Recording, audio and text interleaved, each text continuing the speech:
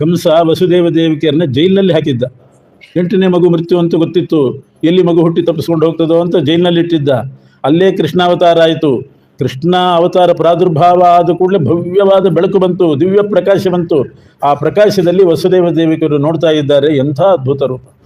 ತಮ್ಮ ಅದ್ಭುತಂ ಬಾಲಕಂ. ಚತುರ್ಭುಜನಾಗಿದ್ದ ಕೃಷ್ಣ ಅವತಾರ ಮಾಡುವಾಗ. ಜೈಲಿನಲ್ಲಿ 4 ಕೈಗಳಿತ್ತು. ಚಕ್ರ, ಶಂಖ, ಗದ, ಪದ್ಮಧಾರಿಯಾಗಿದ್ದಾನೆ. ತಲೆ ಮೇಲೆ ಕಿರೀಟ, ಕಿವಿಯಲ್ಲಿ ಕುಂಡಲಗಳು, ಅಂಗದ ಕಂಕಣ, ಪೀತಾಂಬರ ಉಟ್ಟುಕೊಂಡಿದ್ದಾನೆ. ಎಷ್ಟು ಆಭರಣಗಳನ್ನು ತೊಟ್ಟುಕೊಂಡು ಹುಟ್ಟಿದ್ದು. ಇದ್ರ ಮೇಲೆ ಅರ್ಥ ಮಾಡ್ಕೊಳ್ರಿ. ಕೃಷ್ಣಾವತಾರ ಆಯಿತು, ವಸುದೇವ ದೇವಿಕರಿಗೆ ಕೃಷ್ಣ ಮಗನಾಗಿ ಹುಟ್ಟಿದ ಅಂತ ಯಾವುದರಿಂದ ಗೊತ್ತಾಯಿತು? ಭಾಗವತದಿಂದ ಗೊತ್ತಾಯಿತು.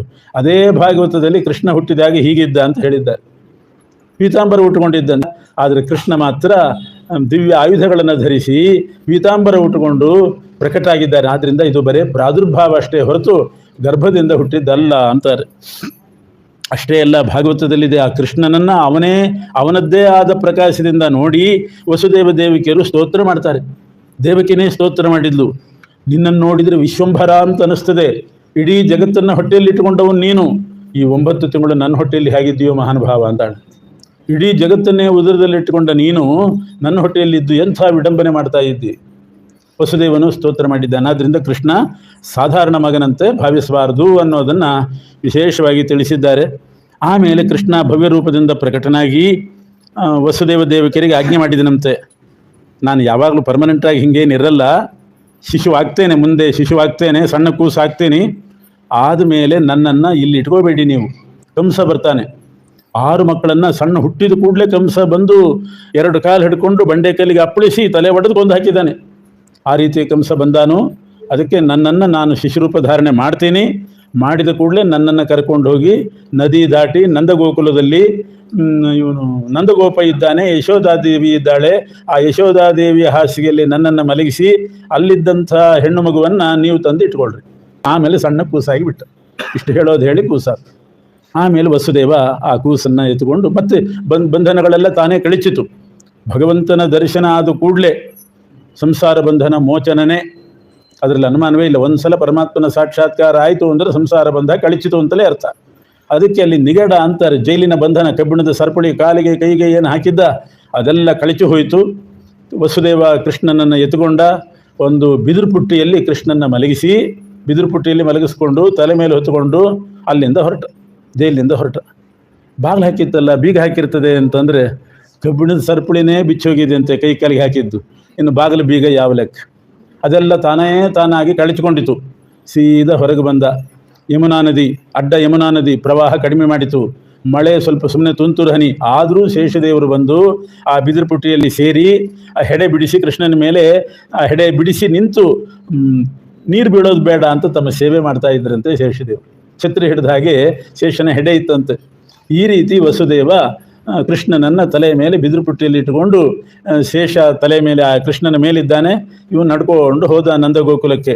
ನೋಡೋಣ ಅಂತ ಹೋದರೆ ಯಮುನಾ ನದಿ ಸೊಂಟದ ತನಕ ಬರಲೇ ಇಲ್ಲ. ಬರೇ ಪದಾರ್ಹ ಪದ್ಯಾಮ್ ಹೆಜ್ಜೆ ಇಟ್ಕೊಂಡು ನಡೆದ್ರೆ ನದಿ ದಾಟೇ ಬಿಟ್ಟನಂತೆ. ಇಂಥ ಪ್ರವಾಹ ಇರಬೇಕು ಮಳೆಗಾಲದಲ್ಲಿ. ಕೈಯಲ್ಲಿ ಕೃಷ್ಣನ ಇಟ್ಕೊಂಡು ಹೊರಟಾಗ ಯಾವತ್ತಾನೇ ಅಡ್ಡಿ ಮಾಡ್ತದೆ. ನದಿ ಅಡ್ಡಿ ಮಾಡಲಿಲ್ಲ, ಏನಿಲ್ಲ. ಸೀದಾ ನದಿ ದಾಟಿ ಯಶೋದೆ ಮನೆಗೆ ಬಂದು ಅಲ್ಲಿ ಹೆಣ್ಣು ಕೂಸನ್ನು ಕೃಷ್ಣನ ಮಲಗಿಸಿ ಹೆಣ್ಣು ಕೂಸನ್ನು ತಾನು ಕರ್ಕೊಂಡು ಮತ್ತೆ ವಾಪಸ್ ಬಂದ ಮೇಲೆ ಮೊದಲಿನಂತೆ ಜೈಲು, ಬಂಧನ, ಬಾಗಿಲು, ಬೀಗ ಎಲ್ಲ ಮೊದಲಿನಂತೆ ಆಯಿತು. ಇದಿಷ್ಟು ಕೃಷ್ಣ ಮಾಡಿದಂಥ ಚಮತ್ಕಾರ. ಯಾಕೆ ಬೆತ್ತದ ಪುಟ್ಟಿಯಲ್ಲೇ ಕೃಷ್ಣನ ಕರ್ಕೊಂಡು ಹೋದ ವಸುದೇವ ಅಂದರೆ ಆ ಬಿದಿರಿಗೆ ಅಭಿಮಾನಿ ಯಾರು? ಶೇಷದೇವರು. ಪ್ರತಿಯೊಂದು ಜಡ ಪದಾರ್ಥಕ್ಕೆ ಒಬ್ಬೊಬ್ಬರು ಅಭಿಮಾನಿಗಳಿದ್ದಾರೆ. ಬಿದಿರಿಗೆ ಅಭಿಮಾನಿ ಶೇಷ. ಇವನು ಶೇಷಶಾಹಿ ತಾನೇ ಪರಮಾತ್ಮ, ಸಾಕ್ಷಾತ್ ಶೇಷಶಾಹಿ. ಆದ್ದರಿಂದ ಬಿದಿರಿನ ಪುಟ್ಟಿಯಲ್ಲೇ ಕೃಷ್ಣನ ಮಲಗಿಸ್ಕೊಂಡು ಹೋಗಿದ್ದಾನೆ. ಮೇಲೆಯೂ ಕೂಡ ಹೆಡೆ ಬಿಡಿಸಿ ಶೇಷ ತನ್ನ ಸೇವೆಯನ್ನು ಕೂಡ ಮಾಡಿದ್ದಾನೆ. ಈ ರೀತಿ ಶೇಷಶಾಹಿ ತಾನು ಅನ್ನೋದನ್ನು ತೋರಿಸ್ಬೇಕು. ಅದಕ್ಕೆ ಬಿದಿರು ಪುಟ್ಟಿಯಲ್ಲಿ ಇಟ್ಕೊಂಡು ಇವತ್ತು ಹೇಳೋದು ಹಾಗೆ ಹೇಳ್ತಾರೆ. ದೇವ್ರ ಪೂಜೆ ಎಲ್ಲ ಮುಗಿದ ಮೇಲೆ ದೇವ್ರನ್ನ ಭುಜಂಗಿಸೋದು ಅಂತಾರೆ. ಭುಜಂಗ ಅಂದರೆ ಹಾವು, ಅಷ್ಟೇ, ಇನ್ನೇನಿಲ್ಲ. ಭುಜಂಗ ಅಂದರೆ ಹಾವು. ಶೇಷದೇವರ ಮೇಲೆ ಮಲಗಿಸ್ರಿ ಅಂತ ಅದರ ಅಭಿಪ್ರಾಯ. ದೇವ್ರನ್ನ ಭುಜಂಗಿಸೋದು ಅಂತಾರೆ. ಆ ಪೆಟ್ಟಿಗೆಯಲ್ಲಿ ಹಗ್ಗದಲ್ಲಿ ಶೇಷದೇವರು ಇರ್ತಾರೆ. ಆದ್ದರಿಂದ ದೇವರನ್ನು ಭುಜಂಗಿಸೋದು. ಅದಕ್ಕೆ 7 ಸಲ ಸುತ್ತಬೇಕಂತೆ. ಸಪ್ತಾವರಕ ಮಾಡಬೇಕು. ಸಪ್ತಾವರಕ ಮಾಡಿದರೆ ಯಾವುದೇ ಅಶುದ್ಧಿ ಅದಕ್ಕೆ ಬರೋದಿಲ್ಲ ಅಂತ ಉಂಟು. ಒಳಗೂ ಬಟ್ಟೆಯಿಂದಲೂ 7 ಸಲ ಸುತ್ತಬೇಕು, ಮತ್ತು ಹಗ್ಗವನ್ನು 7 ಸಲ ಸುತ್ತಬೇಕು, ಬಿದಿರು ಪುಟ್ಟಿಯಲ್ಲಿ ಇಡಬೇಕು. ಇದೆಲ್ಲ ಪದ್ಧತಿ ಯಥಾಶಕ್ತಿ ಮಾಡಿದರೆ ಸಾಕಷ್ಟು. ಕೃಷ್ಣ ನಂದ ಗೋಕುಲಕ್ಕೆ ಹೊರಟ, ಕಂಸನಿಗೆ ಹೆದರಿ ಹೊರಟನೇನೋ ಅಂತಂದರೆ, ಕಂಸನಿಗೆ ಹೆದರಿ ಕೃಷ್ಣ ರಾತ್ರಿ ನಂದ ಗೋಕುಲಕ್ಕೆ ಪಲಾಯನ ಮಾಡಿದ್ದಲ್ಲ. ಕೃಷ್ಣ ಅಂತ ನಾಮ ಸಂಕೀರ್ತನೆ ಮಾಡಿದವರಿಗೆ ಕಂಸನ ಭಯ ಇಲ್ಲ. ಇನ್ನು ಕೃಷ್ಣನಿಗೇನು ಕಂಸನ ಭಯ? ಹಾಗಾದ್ರೆ ಕಂಸನಿಗೆ ಹೆದರಿ ಹೋಗಲಿಲ್ಲ ಅಂದ್ರೆ ಮತ್ತೆ ಯಾಕೆ ಹೋದ? ಅಲ್ಲಿ ತನ್ನ ಹೆಂಡತಿ ಹುಟ್ಟಿದ್ದಾಳೆ, ಯಶೋಧಾದೇವಿಯ ಮಗಳಾಗಿ ತನ್ನ ಹೆಂಡತಿ ಹುಟ್ಟಿದ್ದಾಳೆ. ದುರ್ಗಾದೇವಿ ಅಂದರೆ ಯಾರು? ಕೃಷ್ಣನ ಪತ್ನಿನೇ, ಮೂಲ ರೂಪಿ ನಾರಾಯಣನ ಪತ್ನಿ ಶ್ರೀಭೂ ದುರ್ಗಾ. ಆ ದುರ್ಗಾದೇವಿನೇ ಅಲ್ಲಿ ಹುಟ್ಟಿದ್ದಾಳೆ. ಸ್ವವಲ್ಲಭಾಂ ನಂದಕಲತ್ರ ಜಾತಾಂ ಮನೋರಮಾಮೀಕ್ಷಿತು ಮೇ ವಸೋಗಾತ್. ರಸಿಕನಾದಂಥ ಕೃಷ್ಣ ತನ್ನ ಹೆಂಡತಿ ಹೇಗೆ ಹುಟ್ಟಿದ್ದಾಳೆ ನೋಡೋಣ ಅಂತ ಹೆಂಡತಿ ನೋಡಿ ಬರ್ಲಿಕ್ಕೆ ಹೋದ್ನಂತ ಅಷ್ಟೇ. ಅವಳು ಇಲ್ಲಿ ಬಂದ್ಬಿಟ್ಲು ಅಷ್ಟೇ. ಇವಳು ನೋಡೋಣ ಅಂತ ಅಲ್ಲಿ ಹೋದ್ರೆ ಅವಳು ಅಲ್ಲಿಂದ ಇಲ್ಲಿಗೆ ಬಂದಿದ್ದಾಳೆ. ಆ ಮರದ ಬಾಗಿಲು, ದಪ್ಪದ ಮರದ ಬಾಗಿಲು ಜೈಲಿಗೆ, ಅದೆಲ್ಲ ತಾನಾಗೆ ತೆರೆಕೊಂಡಿತ್ತು. ಯಾಕೆ ಅಂದರೆ ಆ ಮರದ ಬಾಗಿಲುಗಳಿಗೆಲ್ಲ ಅಭಿಮಾನಿ ಯಾರು?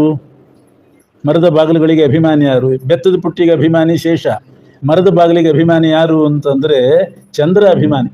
ಮರಗಳಿಗೆಲ್ಲ ಚಂದ್ರ ಅಭಿಮಾನಿ. ನನ್ನ ಕುಲದಲ್ಲಿ ಕೃಷ್ಣ ಅವತಾರ ಆಗಿದೆ, ಅವನನ್ನು ನೋಡೋಣ ಹೊರಗೆ ಬರಲಿ ಅಂತ ಮರದ ಅಭಿಮಾನಿಯಾದ ಚಂದ್ರ ಮರದ ಬಾಗಿಲನ್ನೆಲ್ಲ ತೆಗೆದುಬಿಟ್ನಂತೆ. ಅದಕ್ಕೆ ಚಂದ್ರ ಕೃಷ್ಣನ ನೋಡ್ಲಿಕ್ಕೋಸ್ಕರ ಹಾಗೆ ಮಾಡಿದ. ಕೃಷ್ಣ ನಂದ ಗೋಕುಲಕ್ಕೆ ಬಂದು ಯಶೋಧಾದೇವಿ ಇಲ್ಲಿ ಬಂದು ಸೇರಿದ್ದಾಳೆ. ಮರುದಿವಸ ಬೆಳಗಾಯಿತು. ಕಂಸ ಬಂದು ನೋಡ್ತಾನೆ, ಹೆಣ್ಣು ಮಗು ಹುಟ್ಟಿದೆ ಅಂತ ಹೇಳಿದ್ಲು ದೇವಕಿ ದೇವಿ. ನಿನ್ನ ಸೊಸೆ ಆಗಬೇಕು, ಹೆಣ್ಣು ಮಗು ಹುಟ್ಟಿದೆ, ಇದನ್ನಾದರೂ ನನ್ನ ಪಾಲಿಗೆ ಬಿಡು ಅಂತಂದರೆ, ಆ ಶರೀರವಾಣಿಯಲ್ಲಿ ನನಗೆ ಕೇಳಿಸಿದ್ದು ಗಂಡು ಹೆಣ್ಣು ಅಂತ ಕೇಳಿಸಿಲ್ಲ, 8ನೇ ಗರ್ಭದ ಶಿಶು ಅಂತ ಅಷ್ಟೇ ಕೇಳಿದೆ. 8ನೇ ಗರ್ಭದ ಶಿಶು ಆದ್ದರಿಂದ ಇದು ನನಗೆ ಮೃತ್ಯು ಆಗಬಹುದು, ಒಂದೇ ಬಿಡ್ತೇನೆ ಅಂತ ಆ ಹೆಣ್ಣು ಮಗುವನ್ನು ಕೈಯಲ್ಲಿ ತಗೊಂಡ. 2 ಕಾಲು ಹಿಡ್ಕೊಂಡು ಗರ 108 ಸಲ ತಿರುಗಿಸಿ ನೆಲಕ್ಕೆ ಅಪ್ಪಳಿಸ್ಬೇಕು. ಈ ರೀತಿ ಎಲ್ಲ ಮಕ್ಕಳನ್ನು ಕೊಲ್ತಾ ಇದ್ದ. ಅವಳನ್ನೂ ಅದೇ ರೀತಿ ಆ ಹೆಣ್ಣು ಮಗುವನ್ನು ಕೊಲ್ಲಿಕ್ಕೆ ಹೋದಾಗ ಆ ದುರ್ಗಾದೇವಿ, ಶಿಶುರೂಪಿಣಿಯಾದ ದುರ್ಗಾದೇವಿ ಕಂಸನ ಕೈ ತಪ್ಪಿಸಿ ಆಕಾಶಕ್ಕೆ ಹಾರಿದ್ಲು. ಅಷ್ಟಭುಜ ದುರ್ಗೆ ಆದ್ಲು. ಮೊದಲು 8 ಭುಜದ ಸಣ್ಣ ಕೂಸಾಗಿತ್ತು, ಅಷ್ಟಭುಜ ದುರ್ಗೆ ಆದ್ಲು. ಕೆಲವು ದುರ್ಗಾ ವಿನಾಯಕವು ಅಂತ ಆ ದುರ್ಗಾದೇವಿಯ ಪೂಜೆ ಕಲಿಯುಗದಲ್ಲಿ ವಿಶೇಷ ಮಾಡಬೇಕು. ಬಹಳ ವಿಶೇಷ ಫಲವನ್ನು ಕೂಡ ಕೊಡ್ತಾಳೆ ಕಲಿಯುಗದಲ್ಲಿ ದುರ್ಗಾದೇವಿ ಮತ್ತು ವಿನಾಯಕ ಇಬ್ಬರು ಕಲಿಯುಗದಲ್ಲಿ ಶೀಘ್ರ ಫಲಪ್ರದರು. ಅಂಥ ಅಷ್ಟಭುಜ ದುರ್ಗೆ ಆದ್ಲು. ದುರ್ಗಾ ಸಪ್ತಶತಿ ಅಂತ ಒಂದುಂಟು, 700 ಶ್ಲೋಕದ ದುರ್ಗಾದೇವಿಯ ಕಥೆ ಇದೆ ಮಾರ್ಕಂಡೇಯ ಪುರಾಣದಲ್ಲಿ. ದುರ್ಗಾ ನಮಸ್ಕಾರ, ದುರ್ಗಾ ಪೂಜೆ ಅಂತ ಮಾಡ್ತಾರೆ. ದಕ್ಷಿಣ ಕನ್ನಡ ಜಿಲ್ಲೆಯಲ್ಲಿ ಬಹಳ ಪ್ರಚಲಿತ ಅದು, ಈ ಕಡೆ ಭಾಗದಲ್ಲಿ ಅಷ್ಟಿಲ್ಲ.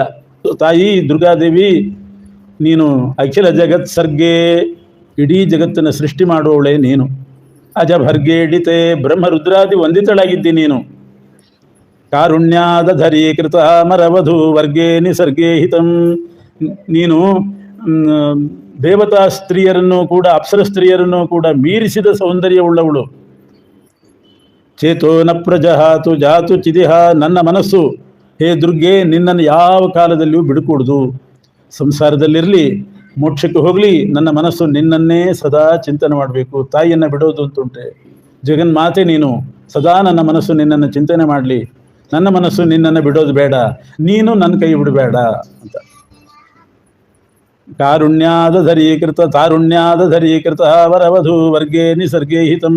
ಕಾರುಣ್ಯಂ ಕುರು, ನನ್ನ ಮೇಲೆ ಕರುಣೆ ತೋರು. ಮಾ ಕುರು ದುರ್ಗೆ ವಿಸರ್ಗೆ ಮತಿಂ. ನನ್ನನ್ನು ಕೈ ಬಿಡಬೇಡ ತಾಯಿ ಅಂತ ಸ್ತೋತ್ರ ಮಾಡಿದ್ದಾರೆ. ಅಂಥ ಅಷ್ಟಭುಜ ದುರ್ಗೆ, ಬಲಗಡೆ 4 ಕೈ, ಎಡಗಡೆ 4 ಕೈ, 8 ಆಯುಧಗಳನ್ನು ಧರಿಸಿ ದುರ್ಗೆಯಾಗಿ ಭವ್ಯ ರೂಪದಿಂದ ಪ್ರಕಟ ಆದಳು. ಕೃಷ್ಣ ಮೊದಲೇ ಆಜ್ಞೆ ಮಾಡಿದ್ದ ಆ ದುರ್ಗಾದೇವಿಗೆ, ನೀನು ಕಲಿಯುಗದಲ್ಲಿ ವಿಶೇಷವಾಗಿ ನಾನೋಪಹಾರ ಬಲಿಗಳಿಂದ ಪೂಜಿತಳಾಗು. ನಾನಾ ವಿಧವಾದ ಬಲಿ, ನಾನಾ ವಿಧವಾದ ಉಪಚಾರಗಳಿಂದ ದುರ್ಗಾ ಪೂಜೆ ಮಾಡಬೇಕು ಅಂತುಂಟು.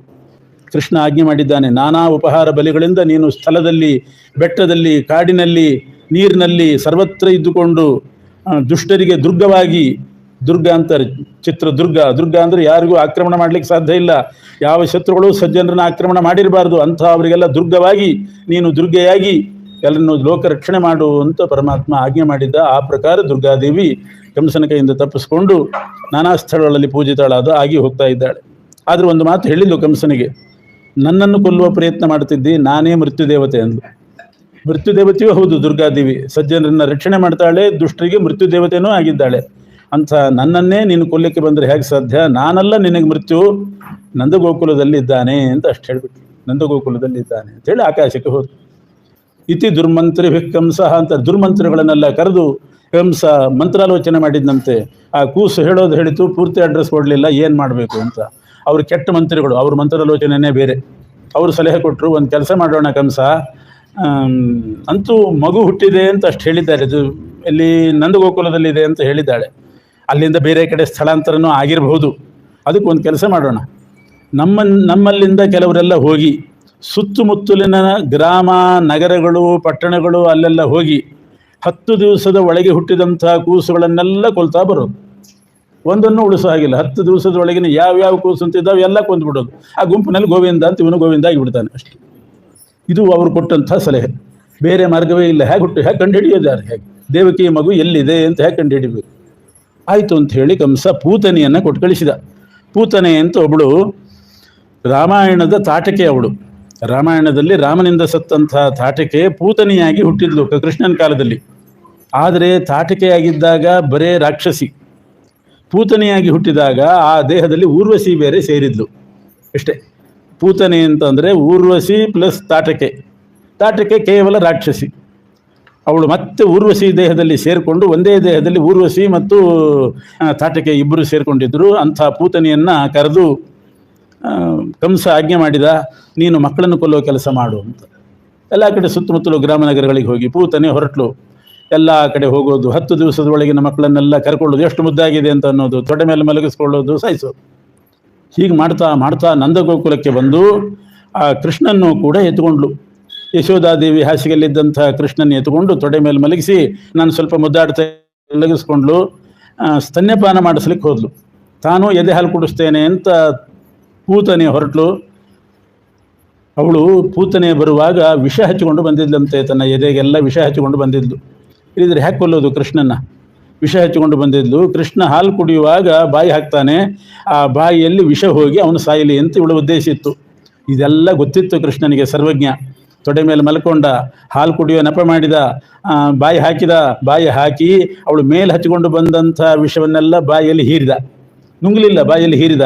ಆ ಹಾಲು ಬರುವ ದ್ವಾರದಿಂದಲೇ ಆ ವಿಷವನ್ನು ಒಳಗೆ ತುರುಕಿದ್ದಂತು.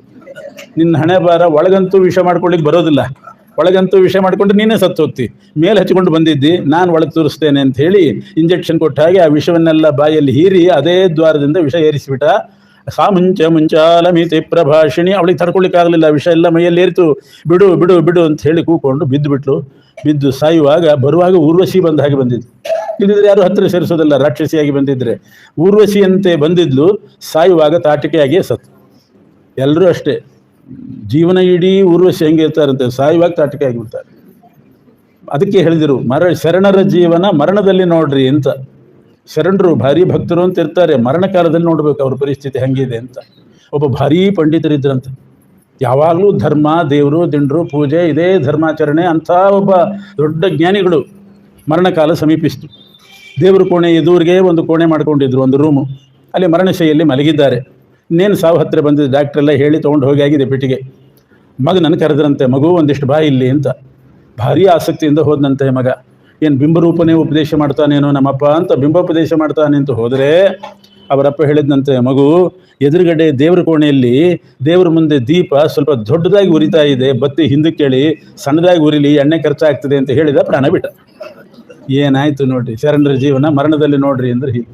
ನೈಜ ಸ್ವರೂಪ ಬಂದ್ಬಿಡ್ತದಂತೆ ಎಂಥವರಿಗೂ ಕೂಡ ಮರಣಕಾಲದಲ್ಲಿ ನೈಜ ಸ್ವರೂಪ ಬರ್ತದೆ. ಆದ್ದರಿಂದ ಊರ್ವಶಿಯಾಗಿ ಬಂದಂಥ ಪೂತನೆ ಸಾಯುವಾಗ ತಾಟಿಕೆಯಾಗಿ ಬಿದ್ದು ದೊಡ್ಡ ರೂಪ ಧಾರಣೆ ಮಾಡಿ ಎಷ್ಟೋ ಗಿಡ ಮರಗಳನ್ನೆಲ್ಲ ಬೀಳಿಸಿ, ಮನೆಗಳನ್ನು ಬೀಳಿಸಿ ಆ ರೀತಿ ಸತ್ಲಂತೆ. ಎದೆ ಮೇಲೆ ಕೃಷ್ಣ ಆಟಾಡ್ತಾ ಇದ್ದಾನೆ.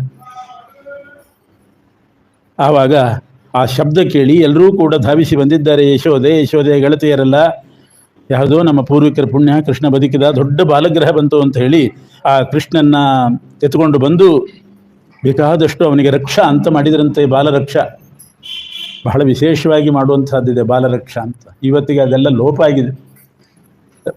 ಏನು ಬಾಲರಕ್ಷಾ ಮಾಡಿದರು? ಮಕ್ಕಳು ಹುಟ್ಟಿದಾಗ ಅವುಗಳಿಗೆ ಯಾವ ಭೂತ ಪ್ರೇತ ಪಿಶಾಚಿಗಳ ಸೋಂಕು ತಾಗಬಾರದು ಅಂತ ಹೇಳಿ ಗೋಮೂತ್ರೇಣ ಸ್ನಾಪಯಿತ್ವ ಪುನರ್ಗೋರ ಜಸಾರ್ಭಕಂ ರಕ್ಷಾಂಚಕೃಷ್ಟ್ಯ ಶಕೃತ ದ್ವಾದಶಾಂಗೇಶು ನಾಮಭಿ. ಗೋಮೂತ್ರದ ಸ್ನಾನ ಮಾಡಿಸಿದ್ರಂತೆ ಕೃಷ್ಣನಿಗೆ. ಗೋಮೂತ್ರ ಅಂದ್ರೆ 4 ಮೈಲ್ ದೂರ ಓಡ್ತಾರೆ ಇವತ್ತು. ಗೋಮೂತ್ರದ ಸ್ನಾನ ಮಾಡಿಸಿದ್ರಂತೆ. ಆಮೇಲೆ ಮೈ ಒರೆಸಿ, ಆಮೇಲೆ ಏನೋ ಲೇಪ ಮಾಡ್ತಾರಲ್ಲ ಚೂರ್ಣ, ಅದರ ಬದಲಿಗೆ ಗೋವಿನ ಪಾದಧೂಳು ತಂದು ಮೈಯೆಲ್ಲ ಹಚ್ಚಿದ್ರಂತೆ. ಆಮೇಲೆ ಗೋಮಯದಿಂದ ದ್ವಾದಶಾಂಗೇಶು ನಾಮಭಿಹಿ, 12 ಅಂಗಗಳಲ್ಲಿ ಕೃಷ್ಣನಿಗೆ 12 ನಾಮ ಹಾಕಿದ್ರಂತೆ ಗೋಮಯದಿಂದ. ಅವ ಗೋಪಿಚಂದನ ಇದ್ದಿಲ್ಲ. ಕೃಷ್ಣಾವತಾರ ಮುಗಿದ ಮೇಲೆ ಗೋಪಿಚಂದನ ಶುರುವಾಯಿತು, ಗೋಪಿಕಾ ಸ್ತ್ರೀಯರೆಲ್ಲ ದೇಹ ಬಿಟ್ಟ ಮೇಲೆ. ಆದ್ದರಿಂದ ಗೋಮಯದಿಂದ ನಾಮ ಹಾಕಿದರು 12 ಸ್ಥಳಗಳಲ್ಲಿ ಅಂತ ಬಾಲರಕ್ಷ ಹೇಳಿದ್ದಾರೆ. ಮತ್ತೊಂದು ಸ್ತೋತ್ರವೂ ಇದೆ, ಆ ಸ್ತೋತ್ರ ಪಠನ ಮಾಡಿದ್ರಂತೆ. ಯಾಕೆ ಹೀಗೆ ಅಂತಂದರೆ ಗೋಮೂತ್ರ ಗೋಮಯದಲ್ಲಿ ಲಕ್ಷ್ಮೀ ಸನ್ನಿಧಾನ ಅಂತ. ಅದಕ್ಕೆ ಅಲ್ವೇ ಗೋಮೂತ್ರ ಗೋಮಯನೂ ಹೊಟ್ಟೆಯಲ್ಲಿ ತಗೋತೀವಿ ನಾವು. ಪಂಚಗವ್ಯ ತಗೊಳ್ಳುವಾಗ ಗೋಮೂತ್ರ ಗೋಮಯವನ್ನು ಹೊಟ್ಟೆಯಲ್ಲಿ ತಗೊಳ್ತೇವೆ. ಎಲ್ಲ ರೋಗ ಪರಿಹಾರಕ, ಏನೇನಿದ್ರೂ ಎಲ್ಲ ರೋಗ ಪರಿಹಾರ. ದೇಹಕ್ಕೂ ಕೂಡ ಲೇಪನ ಮಾಡಿಕೊಳ್ಬೇಕು. ಗೋಮೂತ್ರದ ಲೇಪನ, ಗೋಮೂತ್ರದ ಸ್ನಾನನೇ ಮಾಡಿಸಿದರು ಕೃಷ್ಣನಿಗೆ. ಅದರಲ್ಲಿ ಲಕ್ಷ್ಮೀ ಸನ್ನಿಧಾನ ಇದೆ. ಒಂದ್ಸಲ ಲಕ್ಷ್ಮೀದೇವಿ ಗೋವುಗಳೆಲ್ಲ ಕಾಡಿನಲ್ಲಿ ಮೇಯ್ತಾ ಇರುವಾಗ ಸ್ಫುರದ್ರೂಪಿಣಿಯಾಗಿ ಲಕ್ಷ್ಮೀದೇವಿ ಬಂದ್ಲಂತೆ. ದನಗಳು ಹೋದಲ್ಲಿ ಬರ್ತಾ ಇದ್ದಾಳೆ, ಹಿಂದೆ ಬರ್ತಾ ಇದ್ದಂತೆ. ದನಗಳಿಗೆಲ್ಲ ಆವಾಗ ಮಾತು ಬರೋ ಕಾಲ, ಮಾತಾಡ್ತಿದ್ವಂತೆ ದನಗಳು. ಬೇರೆ ಯಾವ ಮಾತಾಡ್ತಿದ್ವು, ದನಗಳು ಮಾತಾಡ್ತಿದ್ವಂತೆ. ಮಾತು ಯಾಕೆ ಹೋಯ್ತು ಅಂತ ಹೇಳ್ತೀನಿ ಆಮೇಲೆ. ಮಾತಾಡ್ತಿದ್ವು. ಆ ದನಗಳು ಕೇಳಿದ್ವಂತೆ, ತಾಯಿ ಯಾರು ನೀನು, ಯಾಕೆ ನಮ್ಮ ಬೆನ್ನು ಹತ್ತಿದ್ದಿ, ಎಲ್ಲಿ ಹೋದ್ರಲ್ಲಿ ಬರ್ತಿದ್ದೀಯಲ್ಲ, ಯಾರು ನೀನು? ವಿಷ್ಣುವಿನ ಮಹಾಧರ್ಮಪತ್ನಿ ನಾನೇ, ಮಹಾವಿಷ್ಣುವಿನ ಪತ್ನಿ ನಾನು. ಇರ್ಬೋದು, ನಮ್ಮ ಬೆನ್ನ ಯಾಕೆ ಹತ್ತಿದ್ದಿ ಅಂತ ಕೇಳಿದ್ವು ದನಗಳು. ಎಲ್ಲಿಯಾದರೂ ಒಂದು ಕಡೆ ಸ್ಥಿರವಾಗಿ ವಾಸ ಮಾಡೋಣ ಅಂತ ಯೋಚನೆ ಮಾಡ್ತಿದ್ದೀನಿ. ಎಲ್ಲಿ ವಾಸ ಮಾಡಿದರೂ ನನಗೆ ಅಲ್ಲಿ ಸ್ಥಿರವಾಗಿರೋ ಮನಸ್ಸು ಬರೋದಿಲ್ಲ. ಚಂಚಲ ಚಂಚಲ ಅಂತ ನನಗೆ ಹೆಸರಿಟ್ಟಿರೋದೇ ಅದಕ್ಕೆ. ಚಾಂಚಲ್ಯ ಲಕ್ಷ್ಮೀದೇವಿಯಲ್ಲಿ ಎಲ್ಲಿಯೂ ಸ್ಥಿರವಾಗಿರೋದಿಲ್ಲ. ಸ್ಥಿರವಾದ ಜಾಗ ಹುಡ್ಕೊಂಡು ಬರ್ತಿದ್ದೀನಿ, ನಿಮ್ಮಲ್ಲಿ ಎಲ್ಲಿಯಾದರೂ ಜಾಗ ಇದ್ರೂ ಕೊಡ್ರಿ ಅಂತ ಲಕ್ಷ್ಮೀದೇವಿ ದನಗಳನ್ನು ಕೇಳಿದ್ಲು. ಆಗ ದನಗಳು ಹೇಳಿದ್ವಂತೆ, ಸ್ವಲ್ಪ ಬೇಗ ಬಂದರೆ ಆಗ್ತಿತ್ತು. ಈಗಾಗಲೇ 33 ಕೋಟಿ ದೇವತೆಗಳು ಬಂದು ಎಲ್ಲರೂ ನಮ್ಮಲ್ಲೇ ಸೇರಿದ್ದಾರೆ. ಹೌಸ್ಫುಲ್ ಆಗಿ ಹೋಗಿದೆ, ಈಗ ಜಾಗ ಇಲ್ಲ. ರೋಮಗಳಲ್ಲಿ ದೇವತೆಗಳು ಸೇರಿದ್ದಾರೆ. ಎಲ್ಲೂ ಕೋಡ್ನಲ್ಲಿ, ಕಾಲಿನಲ್ಲಿ, ಪಾದದಲ್ಲಿ, ಉಗುರಿನಲ್ಲಿ ಎಲ್ಲೂ ಜಾಗವೇ ಇಲ್ಲ. ಲಕ್ಷ್ಮಿ ಹೇಳಿದ್ಲು, ಬಹಳ ಆಸೆ ಇಟ್ಕೊಂಡು ಬಂದಿದ್ದೀನಿ, ನನ್ನ ರಾಶಿ ಮಾಡಿಬಿಡಿ, ಎಲ್ಲಿಯಾದರೂ ಜಾಗ ಕೊಡಲೇಬೇಕು ಅಂತ. ಆಗ ದನಗಳು ಸಂಕೋಚಪಟ್ಟು ಹೇಳಿದ್ವು, 2 ಜಾಗ ಖಾಲಿ ಇದೆ. ಆದರೆ ಹೇಳಲಿಕ್ಕೆ ಸಂಕೋಚ ಆಗ್ತದೆ. 2 ಜಾಗ ಖಾಲಿ ಇದೆ. ಯಾವುದು? ಒಂದು ಗೋಮೂತ್ರ ಗೋಮಯ, ಯಾರೂ ಸೇರಿಲ್ಲ, ಇನ್ಯಾವ ಜಾಗನೂ ಖಾಲಿ ಇಲ್ಲ ಅಂದಾಗ ಲಕ್ಷ್ಮೀದೇವಿ ನನಗೆ ಅದೇ ಪರವಾಗಿಲ್ಲ ಅಂತ ಹೇಳಿ ಗೋಮೂತ್ರ ಗೋಮಯದಲ್ಲಿ ಸೇರಿಕೊಂಡಂತೆ ಲಕ್ಷ್ಮೀದೇವಿ. ಮಹಾಭಾರತದ ಕಥೆ ಇದು, ಮಹಾಭಾರತದಲ್ಲಿ ಬರ್ತದೆ. ಹೀಗೆ ಲಕ್ಷ್ಮೀದೇವಿ ಗೋಮೂತ್ರ ಗೋಮಯದಲ್ಲಿ ಸೇರಿಕೊಂಡದ್ರಿಂದ ಆ ಲಕ್ಷ್ಮೀಪತಿಯಾದಂತಹ ಕೃಷ್ಣ ಗೋಮೂತ್ರದ ಸ್ನಾನ ಮಾಡಿದ, ಗೋಮಯದ ಲೇಪನ ಮಾಡಿದ, ಅಂದರೆ ಲಕ್ಷ್ಮಿನ ಆಲಿಂಗನೆ ಮಾಡಿಕೊಂಡ ಅಂತಲೇ ಅರ್ಥ. ಮತ್ತೇನು? ಇದು ಕೃಷ್ಣನ ಒಂದು ಆದರ್ಶ, ಜಗತ್ತಿಗೆ ತೋರಿಸುವ ಆದರ್ಶ. ಅದು ಲಕ್ಷ್ಮೀ ಸನ್ನಿಧಾನ. ಮಾತು ಯಾಕೆ ಹೋಯ್ತು ದನಗಳಿಗೆ ಅಂದರೆ, ಆಷಾಢ ಶುದ್ಧ ಹುಣ್ಣಿಮೆ ಹಿಂದಿನ ದಿವಸ ಒಂದು ಘಟನೆ ನಡೀತಂತೆ. ಯಾವುದೋ ಒಂದು ವರ್ಷ ಆಷಾಢ ಶುದ್ಧ ಹುಣ್ಣಿಮೆ ಹಿಂದಿನ ದಿವಸ ಒಂದು ಊರಿನಲ್ಲಿ ದಂಪತಿಗಳಿದ್ರಂತೆ. ಅವ್ರ ಮನೆಯಲ್ಲಿ ಒಂದು ಕಪಿಲ ಅನ್ನೋ ಹಸು. ಆ ಹೆಣ್ಣು ಮಗಳು ದಿನಾ ಬಂದು ಗೋಪೂಜೆ ಮಾಡೋಳು. ಒಂದು ದಿವಸ ಅದು ಆಷಾಢ ಶುದ್ಧ ಹುಣ್ಣಿಮೆ ಹಿಂದಿನ ದಿವಸ ಚತುರ್ದಶಿ ಗೋಪೂಜೆ ಮಾಡಲಿಕ್ಕೆ ಅಂತ ಬಂದಿದ್ದಾಳೆ. ಬಂದಾಗ ಆ ಗೋವು ಧಾರಾಕಾರ ಕಣ್ಣೀರು ಹಾಕ್ತಾ ಇತ್ತು. ಮಾತು ಬರ್ತಿತ್ತು. ಇವಳು ಕೇಳಿದ್ಲು, ಯಾಕೆ ಕಣ್ಣೀರು ಹಾಕ್ತಾ ಇದ್ದೀನಿ ನೀನು ಅಂತ ಕೇಳಿಲ್ಲಂತೆ. ನಿನಗೆ ಹೇಳಬೇಕೋ ಬೇಡೋ ಗೊತ್ತಾಗ್ತಾ ಇಲ್ಲ. ದೇವರು ನಮಗೊಂದು ಶಕ್ತಿ ಕೊಟ್ಟಿದ್ದಾನೆ. ಸ್ವರ್ಗಲೋಕದಲ್ಲಿ, ಯಮಲೋಕದಲ್ಲಿ, ದೇವಲೋಕದಲ್ಲಿ ಏನೇನು ಮಾತುಕತೆ ನಡೀತದೆ ಅದೆಲ್ಲ ನಮಗೆ ಅರ್ಥ ಆಗ್ತದೆ, ಕೇಳಿಸ್ತದೆ. ಅಂಥ ಶಕ್ತಿ ಕೊಟ್ಟಿದ್ದಾನೆ, ಅದಕ್ಕೆ ಅಳಬೇಕಾಗಿದೆ ಅಂತ. ಅರೆ, ಅದಕ್ಕೆ ಅಳಬೇಕಾಕೆ, ಒಳ್ಳೇದಾಯ್ತಲ್ಲ ಅಂತಂದರೆ, ಇವತ್ತು ಯಮ ತನ್ನ ದೂತರಿಗೆ ಹೇಳ್ತಾ ಇದ್ದ, ನಾಳೆ ಆಷಾಢಿ ಶುದ್ಧ ಹುಣ್ಣಿಮೆ ದಿವಸ ಇಷ್ಟು ಹೊತ್ತಿಗೆ ನಿಮ್ಮ ಯಜಮಾನರನ್ನ ಕರ್ಕೊಂಡು ಹೋಗಬೇಕು ಅಂತ ಯಮ ದೂತರಿಗೆ ಹೇಳ್ತಾ ಇದ್ದ. ಅದರಿಂದ ನಾಳೆ ಇಷ್ಟು ಹೊತ್ತಿಗೆ ನಿನ್ನ ಗಂಡನಿಗೆ ಅಪಮೃತ್ಯು. ಅದು ಯಮ ಮತ್ತು ದೂತರ ಸಂವಾದದಲ್ಲಿ ನನಗೆ ಕೇಳಿಸ್ತು. ಎಷ್ಟೋ ಹೊತ್ತಿಗೆ ನಾಳೆ ಆಷಾಢ ಶುದ್ಧ ಹುಣ್ಣಿಮೆ ಬರ್ತಾನಂತೆ, ಯಮದೂತರು ಬಂದು ನಿನ್ನ ಎಳ್ಕೊಂಡು ಹೋಗ್ತಾರಂತೆ ಅಂತ ಗೋವು ಹೇಳ್ತಾ ಇದೆ. ಅದು ನನ್ನ ಕಿವಿಗೆ ಬಿದ್ದಿದೆ. ಅಯ್ಯೋ, ನಾಳೆ ನಿನಗೆ ಈ ಸೌಭಾಗ್ಯ ಇಲ್ವಲ್ಲ, ನನ್ನ ಪೂಜೆಗೆ ಹೇಗೆ ಬರ್ತೀನಿ ನೀನು, ಅದಕ್ಕೆ ಅಳ್ತಾ ಇದ್ದೀನಿ ಅಂತಂದಾಗ ಇವಳು ಮೂರ್ಛನೆ ಬಿದ್ದುಬಿಟ್ಲು ಗೃಹಿಣಿ. ನಾಳೆ ನನ್ನ ಗಂಡನ್ನು ಅಕಾಲ ಮೃತ್ಯು ಅಂತ ಯಮ ಕರ್ಕೊಂಡು ಹೋಗ್ತಾನೆ ಅಂತ ಗೊತ್ತಾದ ಕೂಡಲೇ ಬಿದ್ದೇ ಬಿಟ್ಲು. ಆಮೇಲೆ ದನವೇ ಸಮಾಧಾನಪಡಿಸಿ ಕರೆದು ಎಬ್ಬಿಸಿ ಹೇಳಿದಂತೆ, ನೀನೇನು ಚಿಂತೆ ಮಾಡಬೇಡ, ಇದಕ್ಕೆಲ್ಲ ಉಪಾಯ ನನಗೆ ಗೊತ್ತು ಅಂತ. ಮನುಷ್ಯರಿಗೆ ಗೊತ್ತಿರೋದಿಲ್ಲ, ಗೋವಿಗೆ ಗೊತ್ತಿದೆ. ಇದಕ್ಕೆ ನನಗೆ ಉಪಾಯ ಗೊತ್ತು. ನಾಳೆ ದಿವಸ ಇಷ್ಟೊತ್ತಿಗೆ ಯಮದೂತರು ಬರ್ತಾರೆ, ಯಮನೇ ಬರ್ತಾನೆ. ಅವನು ಬರೋದಕ್ಕಿಂತ ಮುಂಚೆ ನೀನು ಬೇಗ ಎದ್ದು, ಸೂರ್ಯೋದಯಕ್ಕಿಂತ ಮುಂಚೆ ಎದ್ದು ಆ ಹೊಸ್ತಲಿಗೆ ಗೋಮಯ ಹಾಕಿ ಸಾರಿಸು. ಮನೆ ಮುಂದೆಲ್ಲ ಗೋಮಯ ಹಾಕಿಬಿಡು. ಯಮ ಬಂದರೆ ಆ ಗೋಮಯ ದಾಟಿ ಬರೋ ಧೈರ್ಯ ಅವನಿಗೆ ಆಗೋದಿಲ್ಲ. ಆ ರೀತಿ ಗೋಮಯ ಹಾಕಿಬಿಡು. ನೀನು ಹೊಸ್ತಲಲ್ಲೆಲ್ಲ ಗೋಮಯ ಹಾಕಿಬಿಡು. ಪೂಜೆ ಮಾಡ್ತಾ ಇರು, ಹೊಸ್ತಲಿಗೆ ಪೂಜೆ ಮಾಡ್ತಾ ಇರು. ಕಾತ್ಯಾಯನಿ ಮಹಾಮಾಯೆ ಮಹಾಯೋಗಿನ್ಯಧೀಶ್ವರಿ ನಂದಗೋಪಸುತಂ ದೇವಿ ಪತಿಮ್ಮೆ ಕುರುತೆ ನಮಃ. ಇನ್ನೊಂದು ಶ್ಲೋಕ ಇದೆ. ಶ್ರೀಕಾರ ರೂಪಿಣಿ ದೇವಿ ವೀಣಾ ಪುಸ್ತಕಧಾರಿಣಿ ಮುಂಚಬಾಹುಲತಾ ಪಾಶಾತ್ ಸ್ವಾಮಿನಂ ಭಕ್ತವತ್ಸಲಂ ಅಂತ ಈ ಶ್ಲೋಕ ಹೇಳಿಕೊಂಡು ನೀನು ಪೂಜೆ ಮಾಡ್ತಾ ಇರು. ಯಮ ಬಂದರೆ ನಿನ್ನನ್ನು ದಾಟಿ ಒಳಗೆ ಬರೋ ಧೈರ್ಯ ಆಗೋದಿಲ್ಲ, ನಿನ್ನ ಹೊಸದಲ್ಲಿ ಪೂಜೆ ಮಾಡ್ತಾ ಕೂತ್ಬಿಡು, ನಿನ್ನನ್ನು ದಾಟಿ ಬರೋದಿಲ್ಲ ಯಮ ಅಂತ ಗೋ ಹೇಳಿದಾಗ ಆಕೆ ಹಾಗೇ ಮಾಡ್ತೇನೆ ಅಂತ ಒಪ್ಪಿಕೊಂಡ್ಳು. ಮರುದಿವಸ ಆಷಾಢ ಶುದ್ಧ ಹುಣ್ಣಿಮೆ ಬಂತು. ಬೇಗ ಎದ್ದು ಸೂರ್ಯೋದಯಕ್ಕಿಂತ ಪೂರ್ವದಲ್ಲೇ, ಆವಾಗಲೂ ಸೂರ್ಯನ ಕಿರಣ ಬೀಳೋದಕ್ಕೆ ಮುಂಚೆ ಹೊಸದಲ್ಲಿ ಪೂಜೆ ಆಗ್ಬೇಕಂತೆ, ಆಮೇಲೆ ಸೂರ್ಯನ ಕಿರಣ ಬೀಳಬೇಕು ಅಂತ ಇರೋದು. ಸೂರ್ಯನ ಕಿರಣ ಸೂರ್ಯೋದಯ ಆಗೋದ್ರೊಳಗೆ ಹೊಸಲು ಪೂಜೆ ಆಗಬೇಕು. ಆಕೆ ಮರುದಿವಸ ಎದ್ದು ಹೊಸಲು ಪೂಜೆ ಮಾಡ್ತಾ ಕೂತಿದ್ದಾಳೆ. ಇದನ್ನೇ ಶ್ಲೋಕ ಆವೃತ್ತಿ ಮಾಡಿಕೊಂಡು ನಿಯಮದ ಪ್ರಕಾರ, ತನ್ನ ಸಂಕಲ್ಪದ ಪ್ರಕಾರ ಯಮ ಬಂದು ನೋಡಿದ. ಅವಳು ಎದ್ದು ಹೋಗ್ತಾ ಇಲ್ಲ, ಒಳಗೆ ಹೋಗ್ಲಿಕ್ಕೆ ಜಾಗವೂ ಇಲ್ಲ. ಅಕಾಲ ಮೃತ್ಯು ಬೇರೆ, ಕಾಲ ಮೃತ್ಯು ಆಗಿದ್ದರೆ ಏನಾದರೂ ಮಾಡಿ ಹೋಗ್ತಿದ್ದ. ಅಕಾಲ ಮೃತ್ಯು, ಜಾಗ ಇಲ್ಲ. ನೋಡಿ ನೋಡಿ ನೋಡಿ ಯಮ ಬೇಸತ್ತು ವಾಪಸ್ ಹೋಗಿಬಿಟ್ಟಂತೆ. ಅಲ್ಲೇ ಮನೆ ಪಕ್ಕದಲ್ಲೇ ಒಂದು ಗೋಶಾಲೆ ಕಟ್ಕೊಂಡಿದ್ರು. ಆ ಯಮ ಹೋಗೋದನ್ನ ನೋಡಿ ಆ ಗೋ ಜೋರಾಗಿ ನಕ್ಬಿಡ್ತಂತೆ. ಗಿರಾಕಿ ಇಲ್ಲದೆ ಖಾಲಿ ಕೈಯಲ್ಲಿ ಹೋಗ್ತಾ ಇದ್ದಾನೆ ಇವನು ಅಂತ ಆ ಹಸು ನಕ್ಬಿಡ್ತು. ಆ ನಕ್ಕದ್ದು ಯಮನಿಗೆ ಕೇಳಿಸ್ತಂತೆ. ಮೊದಲೇ ಅವಮಾನ ಆದಾಗ ನಗಬಾರ್ದು ಯಾರು, ಅದು ಇನ್ನೂ ಜೋರಾಗಿ ಸಿಟ್ಟು ಬರ್ತದೆ. ನಕ್ಬಿಟ್ಟು ಕೂಡಲೇ ಹಿಂತಿರುಗಿ ನೋಡಿದ ಯಮ, ಆ ಹಸು ನಗ್ತಾ ಇದೆ. ಯಮನ ಕಡೆ ನೋಡಿ ಸಿಟ್ಟು ಬಂತು. ನೀನೇ ಮಾಡಿದ ಕೆಲಸ ಇದು, ಉಪಾಯ ಹೇಳಿಕೊಟ್ರು ಅಂತ ಹೇಳಿ ಶಾಪ ಹಾಕಿಬಿಟ್ಟಂತೆ. ಇನ್ನು ಮೇಲೆ ನಿನಗೆ ಮಾತು ನಿಂತು ಹೋಗಲಿ ಅಂತ ಶಾಪ ಹಾಕಿಬಿಟ್ಟು ಅಂಬಾ ಅಂತ ಕೂಗಿತಂತೆ. ಆದರೂ ಸಮಾಧಾನ ಮಾಡ್ಕೊಂತಂತೆ. ಶ್ರೀಕೃಷ್ಣನಿಗೆ ಗೋಮೂತ್ರೇಣ ಸ್ನಾಪಯಿತ್ವ ಪುನರ್ಗೋರಜ ಸಾರ್ಭಕಂ ಇಂಥ ಉಪಚಾರಗಳನ್ನೆಲ್ಲ ಯಶೋಧಾದೇವಿ ಮಾಡಿದ್ದಾಳೆ. ಪುಣ್ಯವಾಚನ ಮಾಡಿ ಬ್ರಾಹ್ಮಣರಿಗೆಲ್ಲ ದಾನ ಧರ್ಮಗಳನ್ನು ಕೊಡಿಸಿದ್ದಾನೆ ನಂದಗೋಪ. ಆಮೇಲೆ ಕೃಷ್ಣನ ತೊಟ್ಲಿಗೆ ಹಾಕಿದರು. ತೊಟ್ಲಿಗೆ ಹಾಕಿ ತುಗ್ಲಿಕ್ಕೆ ಶುರು ಮಾಡಿದರು. ಕೃಷ್ಣ ದೊಡ್ಡವನಾದ ಕೂಡಲೇ, ಸ್ವಲ್ಪ ದೊಡ್ಡವನಾದಾಗ ತೊಟ್ಲಿಗೆ ಹಾಕಿದ್ದಾರೆ. ನಾಮಕರಣ ಮಾಡಿದರು, ಕೃಷ್ಣ ಅಂತ ನಾಮಕರಣ ಮಾಡಿದರು. ಅನೇಕ ಅರ್ಥ ಹೇಳ್ತಾರೆ ವಾದಿರಾಜರು. ಕೃಷ್ಣ ಅನ್ನೋ ಹೆಸರು ದೇವತೆಗಳೆಲ್ಲ ಅನುಮೋದನೆ ಮಾಡಿದರು, ಸಾರ್ಥಕ ಆಯಿತು. ಯಾಕೆಂದರೆ ಕರ್ಷತಿ ಇತಿ ಕೃಷ್ಣ, ಎಲ್ಲರ ಮನಸ್ಸನ್ನು ಆಕರ್ಷಣೆ ಮಾಡ್ತಿದ್ದಂತೆ ಕೃಷ್ಣ. ಯಾರ ಮನಸ್ಸು ಆಕರ್ಷಣೆ ಮಾಡೋದಿಲ್ಲ ಕೃಷ್ಣ. ಅವನ ಚಿತ್ರ ನೋಡಿದರೆ ಸಾಕು ಎಷ್ಟು ಚೆನ್ನಾಗಿದೆ ಅಂತ ಆಕರ್ಷಣೆ ಆಗ್ತದೆ. ಕೃಷ್ಣನ್ ನೋಡಿದಾಗಂತೂ ಎಲ್ಲರೂ ಆಕರ್ಷಿತರಾಗ್ತಾ ಇದ್ದರು. ಅದಕ್ಕೆ ಕೃಷ್ಣ ಅಂತ ಆಕರ್ಷಕನಾದ್ರಿಂದ ಕೃಷ್ಣ ಅನ್ನೋ ಹೆಸರು ಸಾರ್ಥಕ ಆಯಿತು.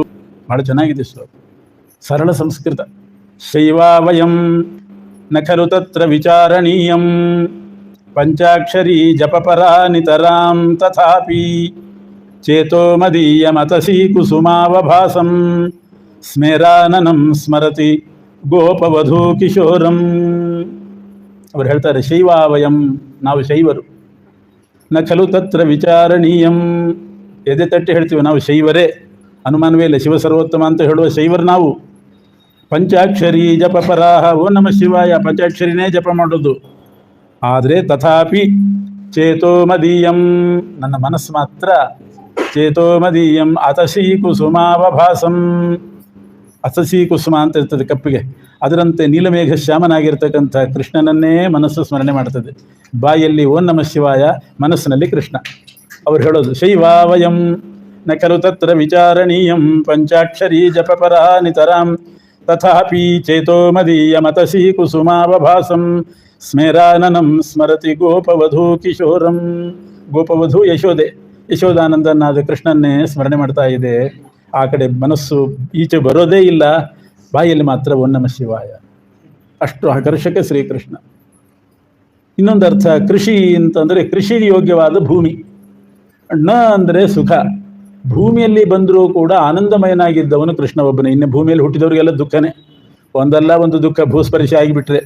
ಆದರೆ ಭೂಸ್ಪರ್ಶ ಆಗಿಯೂ ಆನಂದಮಯನಾಗಿದ್ದರಿಂದ ಅವನಿಗೆ ಕೃಷ್ಣ ಅಂತ ಹೆಸರು. ಕೃಷ್ಣ ಅಂತ ಕೃಷ್ಣ ಪಕ್ಷಕ್ಕೆ ಕರೀತಾರೆ. ಆ ಕೃಷ್ಣ ಪಕ್ಷದ ಹೆಸರು ಈ ಕೃಷ್ಣನಿಗೂ ಬಂತು. ಯಾಕೆ? ಕೃಷ್ಣ ಪಕ್ಷದ ಸ್ವಭಾವ ಏನು? ಚಂದ್ರನ ಕಲೆಗಳನ್ನು ಒಂದೊಂದೇ ಕಡಿಮೆ ಮಾಡ್ತಾ ಬರ್ತದೆ. ಚಂದ್ರನ ಕಲೆಗೊಂದಿಸುವ ಕೆಲಸ ಕೃಷ್ಣ ಪಕ್ಷದ್ದು. ಕಲೆ ಹೋಗ್ತಾ ಬರ್ತದೆ ಕೃಷ್ಣ ಪಕ್ಷದಲ್ಲಿ, ಅಮಾವಾಸ್ಯೆಗೆ ಜೀರೋ ಆಗಿಬಿಡ್ತದೆ. ಈ ಕೃಷ್ಣನೂ ಕೂಡ ಶತ್ರುಗಳ ಪತ್ನಿಯರ ಮುಖಕಮಲದ ಕಳೆಗಳನ್ನು ಕುಂದಿಸ್ತಾ ಇರ್ತಾನಂತೆ. ಯಾಕೆಂದರೆ ಶತ್ರುಗಳನ್ನು ಕೊಂದ ಹಾಗೆಲ್ಲ ಅವರ ಹೆಂಡಂದರ ಮುಖ ಕಳೆ ಹೋಗಿಬಿಡ್ತದೆ. ಆ ರೀತಿ ಕೃಷ್ಣ ಪಕ್ಷದಂತೆ ಕಳೆಗುಂದಿಸೋದ್ರಿಂದ, ಯಾರ ಕಳೆ? ಶತ್ರು ಸ್ತ್ರೀಯರ ಕಳೆಗುಂದಿಸೋದ್ರಿಂದ ಕೃಷ್ಣ ಅನ್ನೋ ಹೆಸರು ಸಾರ್ಥಕವಾಯಿತು. ಹೀಗೆ ಅನೇಕ ಅರ್ಥಗಳನ್ನು ಹೇಳಿದ್ದಾರೆ. ಆಮೇಲೆ ಶ್ರೀಕೃಷ್ಣ ಅಂಬೆಗಾಲಿಟ್ಟುಕೊಂಡು ಓಡಾಡ್ಲಿಕ್ಕೆ ಶುರು ಮಾಡಿದ್ದಂತೆ. ಕೃಷ್ಣನ ಮನೆ, ನಂದಗೋಪನ ಮನೆ ಹೇಗಿತ್ತು ಅಂದರೆ ಒಳ್ಳೆ ರತ್ನಖಚಿತ ಭೂಮಿ, ರತ್ನಖಚಿತವಾದಂಥ ಭೂಮಿ. ಅದರಲ್ಲಿ ಅಂಬೆಗಾಲಿಟ್ಟುಕೊಂಡು ಹೋಗ್ತಾ ಇದ್ದರೆ ಆ ರತ್ನದ ಭೂಮಿಯಲ್ಲಿ ಅವನ ಪ್ರತಿಬಿಂಬ ಮೂಡ್ತಾ ಇತ್ತಂತೆ. ಹಿಂಗೆ ಅವನ್ನ ನಡ್ಕೊಂಡು ಅಂಬೆಗಾಲಿಟ್ಟುಕೊಂಡು ಹೋಗೋದು, ಯಾರೋ ಇವನು ಹಂಗೆ ಕಾಣಿಸ್ತಾ ಇದ್ರಂತಲ್ಲಿ ಆ ಭೂಮಿಯಲ್ಲಿ. ಸ್ವಲ್ಪ 4 ಹೆಜ್ಜೆ ಹೋಗೋದು, ಅಮ್ಮ ಅಂತ ಕರಿತಿದ್ದಂತೆ. ಏನಪ್ಪ ಅಂತಂದರೆ, ಯಾರೋ ಹುಡುಗ ನನ್ನ ಅಣಗಿಸ್ತಾ ಇದ್ದಾನೆ ನೋಡು ಅಂತಿದ್ದಂತೆ. ನಾ ಮಾಡಿದಂಗೆ ಮಾಡ್ತಾನೆ, ರಿಪೀಟ್ ಮಾಡ್ತಾ ಇದ್ದಾನೆ ನನ್ನನ್ನು, ನಾ ಅಣಗಿಸ್ತಾ ಇದ್ದಾನೆ ಅಂತ. ಯಾರು ಇಲ್ವಲ್ಲೋ, ಸುಮ್ಮನೆ ಹೋಗು ಅಂದರೆ ಮತ್ತೆ ಹೋಗೋದು, ಅಮ್ಮ ಮತ್ತೆ ಬಂದಿದ್ದಾನೆ, ಅಣಗಿಸ್ತಾ ಇದ್ದಾನೆ ಅಂತಿದ್ದಂತೆ. ತನ್ನ ಪ್ರತಿಬಿಂಬ ನೋಡಿ ಮಕ್ಕಳ ಹಾಗೆ ಭ್ರಾಂತಿ ಪಟ್ಟು ಯಾರೋ ಹುಡುಗ ನನ್ನ ನಾನು ನಿಲ್ತಾನೆ, ನಾ ಹೋದ್ರೆ ಹೋಗ್ತಾನೆ ನೋಡು ಅಂತಂತಿದ್ದಂತೆ ಕೃಷ್ಣ. ರತ್ನಖಚಿತ ಭೂಮಿ ಇದೆಲ್ಲ ವಿಡಂಬನೆ ಮಾಡಿ ತೋರಿಸಿದ್ದಾನೆ. ಆಮೇಲೆ ತೊಟ್ಲಿಗೆ ಹಾಕಿದರು. ಬಹಳ ಒಳ್ಳೆಯ ಅರಮನೆ ನಂದಗೋಪಂದು ದೊಡ್ಡ ಹಾಲು ಮೇಲೆ ಜಂತಿಯಿಂದ ಬಂಗಾರದ ಸರಪಳಿ, 4 ಬಂಗಾರದ ಸರಪಳಿ, ಅದರಲ್ಲಿ ಬಂಗಾರದ ತೊಟ್ಲು, ಅದರಲ್ಲಿ ಕೃಷ್ಣನ ಮಲಗಿಸಿ ಯಶೋಧಾದೇವಿ ತೂಗಬೇಕು. ಬಂಗಾರದ ಸರಪಳಿಯಲ್ಲಿ ಜೋತು ಬಿದ್ದಂಥ ಆ ಬಂಗಾರದ ತೊಟ್ಲು, ಆ ತೊಟ್ಲಲ್ಲಿ ಕೃಷ್ಣನ ಮಲಗಿಸಿ ಒಂದು ಸಲ ತೂಗಿದ್ರೆ ಇಷ್ಟು ದೂರ ಹೋಗ್ಬೇಕು. ಅದೇ ರಭಸಕ್ಕೆ ಮತ್ತೆ ಎದೆ ಮೇಲೆ ಬರ್ತಿತ್ತಂತೆ. 7 ಹೆಜ್ಜೆ ಹಿಂಸರಿಬೇಕು, ಮತ್ತೆ ದಬ್ಬಬೇಕು, ಮತ್ತೆ ದೂರ ಹೋಗ್ತಿತ್ತು, ಮತ್ತೆ ಎದೆ ಮೇಲೆ ಬರ್ತಿತ್ತು, ಮತ್ತೆ 2 ಹೆಜ್ಜೆ ಹಿಂದಿಟ್ಟು ದಬ್ಬಬೇಕು. ಹಿಂಗೆ 1-2 ಸಲ ಮಾಡೋದ್ರೊಳಗೆ ಕೃಷ್ಣನಿಗೆ ನಿದ್ದೆ ಬಂದ್ಬಿಡ್ತಿತ್ತಂತೆ. ಎಂಥ ತೊಟ್ಲು ಕೃಷ್ಣಂದು. ಅಂಥ ತೊಟ್ಲಲ್ಲಿ ಹಾಕಿ ಮಲಗಿಸಿ ಆಮೇಲೆ ನಿದ್ದೆ ಬಂದ ಕೂಡಲೇ ಹೋಗಿ ಮನೆ ಕೆಲಸ ಮಾಡ್ತಿದ್ಲಂತೆ. ಮನೆ ಕೆಲಸ ಮುಗಿಸಿ ಬಂದು ಮಗು ಎದ್ದಿದೆಯೇನೋ ನೋಡೋಣ ಅಂತ ಸುಮ್ಮನೆ ಬಂದು ತೊಟ್ಲಲ್ಲಿ ಇಣುಕೋದು. ಮಲಗಿ ನಿದ್ದೆ ಮಾಡ್ತಿದ್ದ. ಆದರೂ ನಿದ್ದೆ ಮಾಡುವಾಗ ಕೃಷ್ಣನ ಮುಖದಲ್ಲಿ ಎಲ್ಲಿಲ್ಲದ ಸೌಂದರ್ಯ ಕಾಣಿಸ್ತಾ ಇತ್ತಂತೆ. ಮಕ್ಕಳೇ ಮುದ್ದು, ನಿದ್ದೆ ಮಾಡುವಾಗ ಇನ್ನೂ ಮುದ್ದು, ಭಾರಿ ಚಂದ ಕಾಣಿಸ್ತಾವಂತೆ ನಿದ್ದೆ ಮಾಡುವಾಗ. ಮೈ ಮೇಲೆ ಎಚ್ಚರಿಕೆ ಇರೋದಿಲ್ಲ, ಗಾಢವಾಗಿ ನಿದ್ದೆ ಮಾಡ್ತಿದ್ದ ಕಣ್ಣು ಮುಚ್ಚಿ. ಕೃಷ್ಣ ಅಷ್ಟೇ ಚೆನ್ನಾಗಿ ಕಾಣಿಸ್ತಿದ್ದ. ಸುಮ್ಮನೆ ಅವನ ಗಲ್ಲಕ್ಕೆ ಒಂದು ಮುತ್ತಿಡ್ತಿದ್ದಂತೆ. ಎಚ್ಚರಿಕೆ ಆಗಿಬಿಡ್ತಿತ್ತು. ಎಚ್ಚರಿಕೆ ಆದ ಕೂಡಲೇ ಮಂದಹಾಸ ಬೀರ್ತಿದ್ದ. ಆ ಮಂದಹಾಸ ಬೀರೋದನ್ನು ನೋಡಿ ಎದೆ ತುಂಬಿ ಬರ್ತಿತ್ತಂತೆ ಯಶೋಧಾದೇವಿಗೆ. ಮತ್ತೆ ಎತ್ತುಕೊಳ್ಳೋದು, ಹಾಲು ಕುಡಿಸೋದು, ಮತ್ತೆ ತೊಟ್ಲಲ್ಲಿ ಮಲಗಿಸೋದು, 2 ಸಲ ತೂಗೋದು, ಮನೆ ಕೆಲಸ ಮಾಡೋದು, ಮತ್ತೆ ಬರೋದು, ತೊಟ್ಟಲ್ಲಿರೋ ಕೃಷ್ಣನಿಗೆ ಮುದ್ದಿಡೋದು, ಅಥವಾ ಕೈಯಿಂದ ಕೆನ್ನೆ ಮುಟ್ತಿದ್ಲಂತೆ, ಅವನ ನಕ್ಕು ಬಿಡ್ತಿದ್ದ, ಮತ್ತೆ ಪುನಃ ಹಾಲು ಕುಡಿಸೋದು. ಹೀಗೇ ಕಾಲಹರಣ ಮಾಡ್ತಾ ಇದ್ಲು ಯಶೋದೆ. ಇಡೀ ದಿವಸ ಹೀಗೆ ಕಳೀತಿದ್ಲು. ಅಕ್ಕಪಕ್ಕದ ಮನೆಯವರಿಗೆಲ್ಲ ಯಶೋದೆ ಮೇಲೆ ಸಿಟ್ಟಂತೆ. ಹರಟೆ ಹೊಡಿಲಿಕ್ಕೆ ಬರ್ತಾ ಇಲ್ಲಲ್ಲ ಈ ಹೆಣ್ಮಗಳು, ಕೃಷ್ಣ ಹುಟ್ಟಿದಾಗಿನಿಂದ ನಮ್ಮ ಮನೆಗೆ ಬರೋದೇ ಬಿಟ್ಬಿಟ್ಲಲ್ಲ ಅಂತ ಬೇಜಾರಾಗ್ತಿತ್ತಂತೆ. ಆ ರೀತಿ ಕೃಷ್ಣ ಅವನನ್ನು ತೊಟ್ಲಲ್ಲಿ ಹಾಕಿ ತೂಗ್ತಾ ಇದ್ದಾರೆ. ಆಮೇಲೆ ಕಾಲ್ನಡಿಗೆ ಬಂತು. ಕಾಲ್ನಡಿಗೆ ಬಂದ ಮೇಲೆ ಸ್ವಲ್ಪ ದೊಡ್ಡವನಾದ. ಎಲ್ಲ ಹುಡುಗರನ್ನ ಸ್ನೇಹಿತರನ್ನ ಸೇರಿಸ್ಕೊಂಡು ಗೋಪಿಕಾಸ್ತ್ರೀಯರ ಮನೆಗಳಿಗೆ ಹೋಗಿ ಹಾಲು, ಮೊಸರು, ಬೆಣ್ಣೆ ಅದನ್ನೆಲ್ಲ ಕದಿಲಿಕ್ಕೆ ಶುರು ಮಾಡಿದ. ವಾದಿರಾಜರು ಆ ಕೃಷ್ಣನ ಕಾಲದಲ್ಲಿದ್ದ ಒಬ್ಬ ಹುಡುಗನೋ ಅನ್ನುವಂತೆ ಅದನ್ನೆಲ್ಲ ವರ್ಣನೆ ಮಾಡ್ತಿದ್ದಾರೆ. ಹೇಗೆ ಹೋಗ್ತಾ ಇದ್ದ ಗೋಪಿಕಾಸ್ತ್ರೀಯರ ಮನೆಗೆ, ಏನೇನು ಉಪಾಯ ಮಾಡಿ ಕದಿತಿದ್ದ, ಹಾಲು, ನವನೀತ ಚೋರ ಹೇಗಾಗಿದ್ದ ಅಂತ ಅನೇಕ ಶ್ಲೋಕಗಳಲ್ಲಿ ಕೃಷ್ಣನ ಆ ಚೌರ್ಯಾದಿಗಳನ್ನು ವರ್ಣನೆ ಮಾಡ್ತಾರೆ. ಮುಂದೆ ಶ್ರೀಕೃಷ್ಣ ಇನ್ನೊಂದು ಮನೆಗೆ ಹೋದ. ಈ ದನ ಕರು ಇದ್ದವರಿಗೆಲ್ಲ ಗೊತ್ತು, ಕರುವನ್ನು ದೂರ ಕಟ್ಟಿ ಹಾಕಿರ್ತಾರೆ. ಹಾಲು ಕರಿಲಿಕ್ಕೆ ಬೇಕಾದಾಗ ಕರು ಬಿಚ್ಚುತ್ತಾರೆ. ಅದು ಹೋಗಿಸಿ ಬಿಚ್ಚಿದ ಕೂಡಲೇ ಸೀದಾ ಕೆಚ್ಚಲಿಗೆ ಹೋಗೋದು. ಅದು ಕರು ಬಂತು ಅಂತ ಪ್ರೀತಿಯಿಂದ ದನ ಹಾಲು ಸುರಿಸ್ತದೆ, ವಾತ್ಸಲ್ಯದಿಂದ ಹಾಲು ಸುರಿಸ್ತದೆ. ಒಂದು ಸ್ವಲ್ಪ ಕುಡಿದ ಕೂಡಲೇ ಅದನ್ನು ಬಲವಾಗಿ ಎತ್ತಿ ಎಳೆದು ಇನ್ನೊಂದು ಕಡೆ ಕಟ್ಟಿ ತಾವು ಹಾಲು ಕರೀತಾರೆ. ಹಾಲು ಬರಲಿ ಅಂತ ಮಾಡೋ ಉಪಾಯ ಇದು, ಕರುವನ್ನು ಬಿಚ್ಚೋದು ಅದಕ್ಕೋಸ್ಕರ. ಇಲ್ದಿದ್ರೆ ಹಾಲು ಕೊಡೋದಿಲ್ಲ. ಹಾಗೆ ಹೋಗಲಿ, ಕರು ಬಿಚ್ಚದೆ ಹೋಗಲಿ, ಒದ್ದು ಬಿಡ್ತದೆ. ಕರು ಬಂತು ಅಂತ ಹಾಲು ಕೊಡ್ತದೆ, ಆಮೇಲೆ ಕರುವನ್ನು ಎಳೆದು ಹಾಕೋದು, ಇವರು ಹಾಲು ಕರಿಯೋದು. ಇದು ಸರಿ ಹೋಗಲಿಲ್ಲ ಕೃಷ್ಣನಿಗೆ. ಅದಕ್ಕೆ ತಾನು ಅವೇಳೆಯಲ್ಲಿ ಹೋಗಿ ಸಾಯಂಕಾಲ 6 ಗಂಟೆಗೆ ಹಾಲು ಕರಿತಿದ್ರೆ 4 ಗಂಟೆಗೆ ಹೋಗಿಬಿಡ್ತಿದ್ದಂತೆ. ಕರುಗಳನ್ನೆಲ್ಲ ಬಿಚ್ಚಿಬಿಡ್ತಿದ್ದ. ಬಿಚ್ಚಿದ ಕೂಡಲೇ ಕರು ಹೋಗಿ ಕೆಚ್ಚಲತ್ರ ಹೋಗಿ ಎಲ್ಲ ಹಾಲು ಕುಡಿದು ಬಿಡ್ತಿತ್ತು. ಸಾಯಂಕಾಲಕ್ಕೆ ಇವರು ಕರು ಬಿಚ್ಚಿದ್ರೆ ಅದು ಕೆಚ್ಚಲತ್ರ ಹೋಗ್ತಾನೆ ಇದ್ದಿಲ್ಲ, ಹೊಟ್ಟೆ ತುಂಬಿದೆ, ಅಲ್ಲಿ ಇಲ್ಲಿ ಕುಣಿದಾಡ್ಕೊಂಡು ಹೋಗ್ತಾ ಇತ್ತು. ಇವರಿಗೆ ಹಾಲಿಲ್ಲ. ಒಂದು ದಿವಸ ಪರೀಕ್ಷೆ ಮಾಡಿ ನೋಡಿದರು, ಕೃಷ್ಣ ಬಂದು ಬಿಚ್ಚುತ್ತಾ ಇದ್ದ, ಕರುಗಳನ್ನೆಲ್ಲ ಬಿಚ್ಚುತ್ತಾ ಇದ್ದ. ಗೊತ್ತಾಯಿತು. ಬಂದು ಯಶೋಧ ಕೃಷ್ಣನ್ನೇ ಹಿಡಿದು ಕೇಳಿದ್ರಂತೆ, ಯಾಕೋ ಕರುಗಳನ್ನೆಲ್ಲ ಬಿಚ್ಚಾಕ್ತಿದ್ದಿ, ನಿನಗೇನು ಅದರಿಂದ ಲಾಭ, ನಿನಗೇನು ಹಾಲು ಸಿಗ್ತದ, ಯಾಕೆ ಕರು ಬಿಚ್ಚಾಕ್ತಿ ಅಂತ ಕೇಳಿದರೆ ನಗುತ್ತಾ ಕೃಷ್ಣ ಹೇಳ್ತಿದ್ದಂತೆ, ನಾನು ಅವತಾರ ಮಾಡಿದ್ದೆ ಬಿಚ್ಚಲಿಕ್ಕೆ ಅಂತಿದ್ದ. ಯಾರ್ಯಾರು ಸಂಸಾರ ಬಂಧನದಿಂದ ಬದ್ಧರಾಗಿದ್ದಾರೆ ಅವರಿಗೆಲ್ಲ ಮೋಕ್ಷ ಕೊಡೋದು, ಅಜ್ಞಾನದ ಹಗ್ಗದಿಂದ, ಅಜ್ಞಾನ ಪಾಶ ಮೋಹ ಪಾಶದಿಂದ ಬಿಚ್ಚಾಕ್ಲಿಕ್ಕೆ ನಾನು ಅವತಾರ ಮಾಡಿದ್ದು. ಸುಮ್ಮನೆ ಕರುಗಳ ಹಗ್ಗ ಬಿಚ್ಚುತ್ತಾ ಇದ್ದೇನಷ್ಟೇನೆ, ಅದರಿಂದ ಬಿಚ್ಚಬೇಡ ಅಂದರೆ ನಿನ್ನನ್ನು ಬಂಧನದಲ್ಲೇ ಇಡಬೇಕಾಗ್ತದೆ ಅಂತಾನೆ.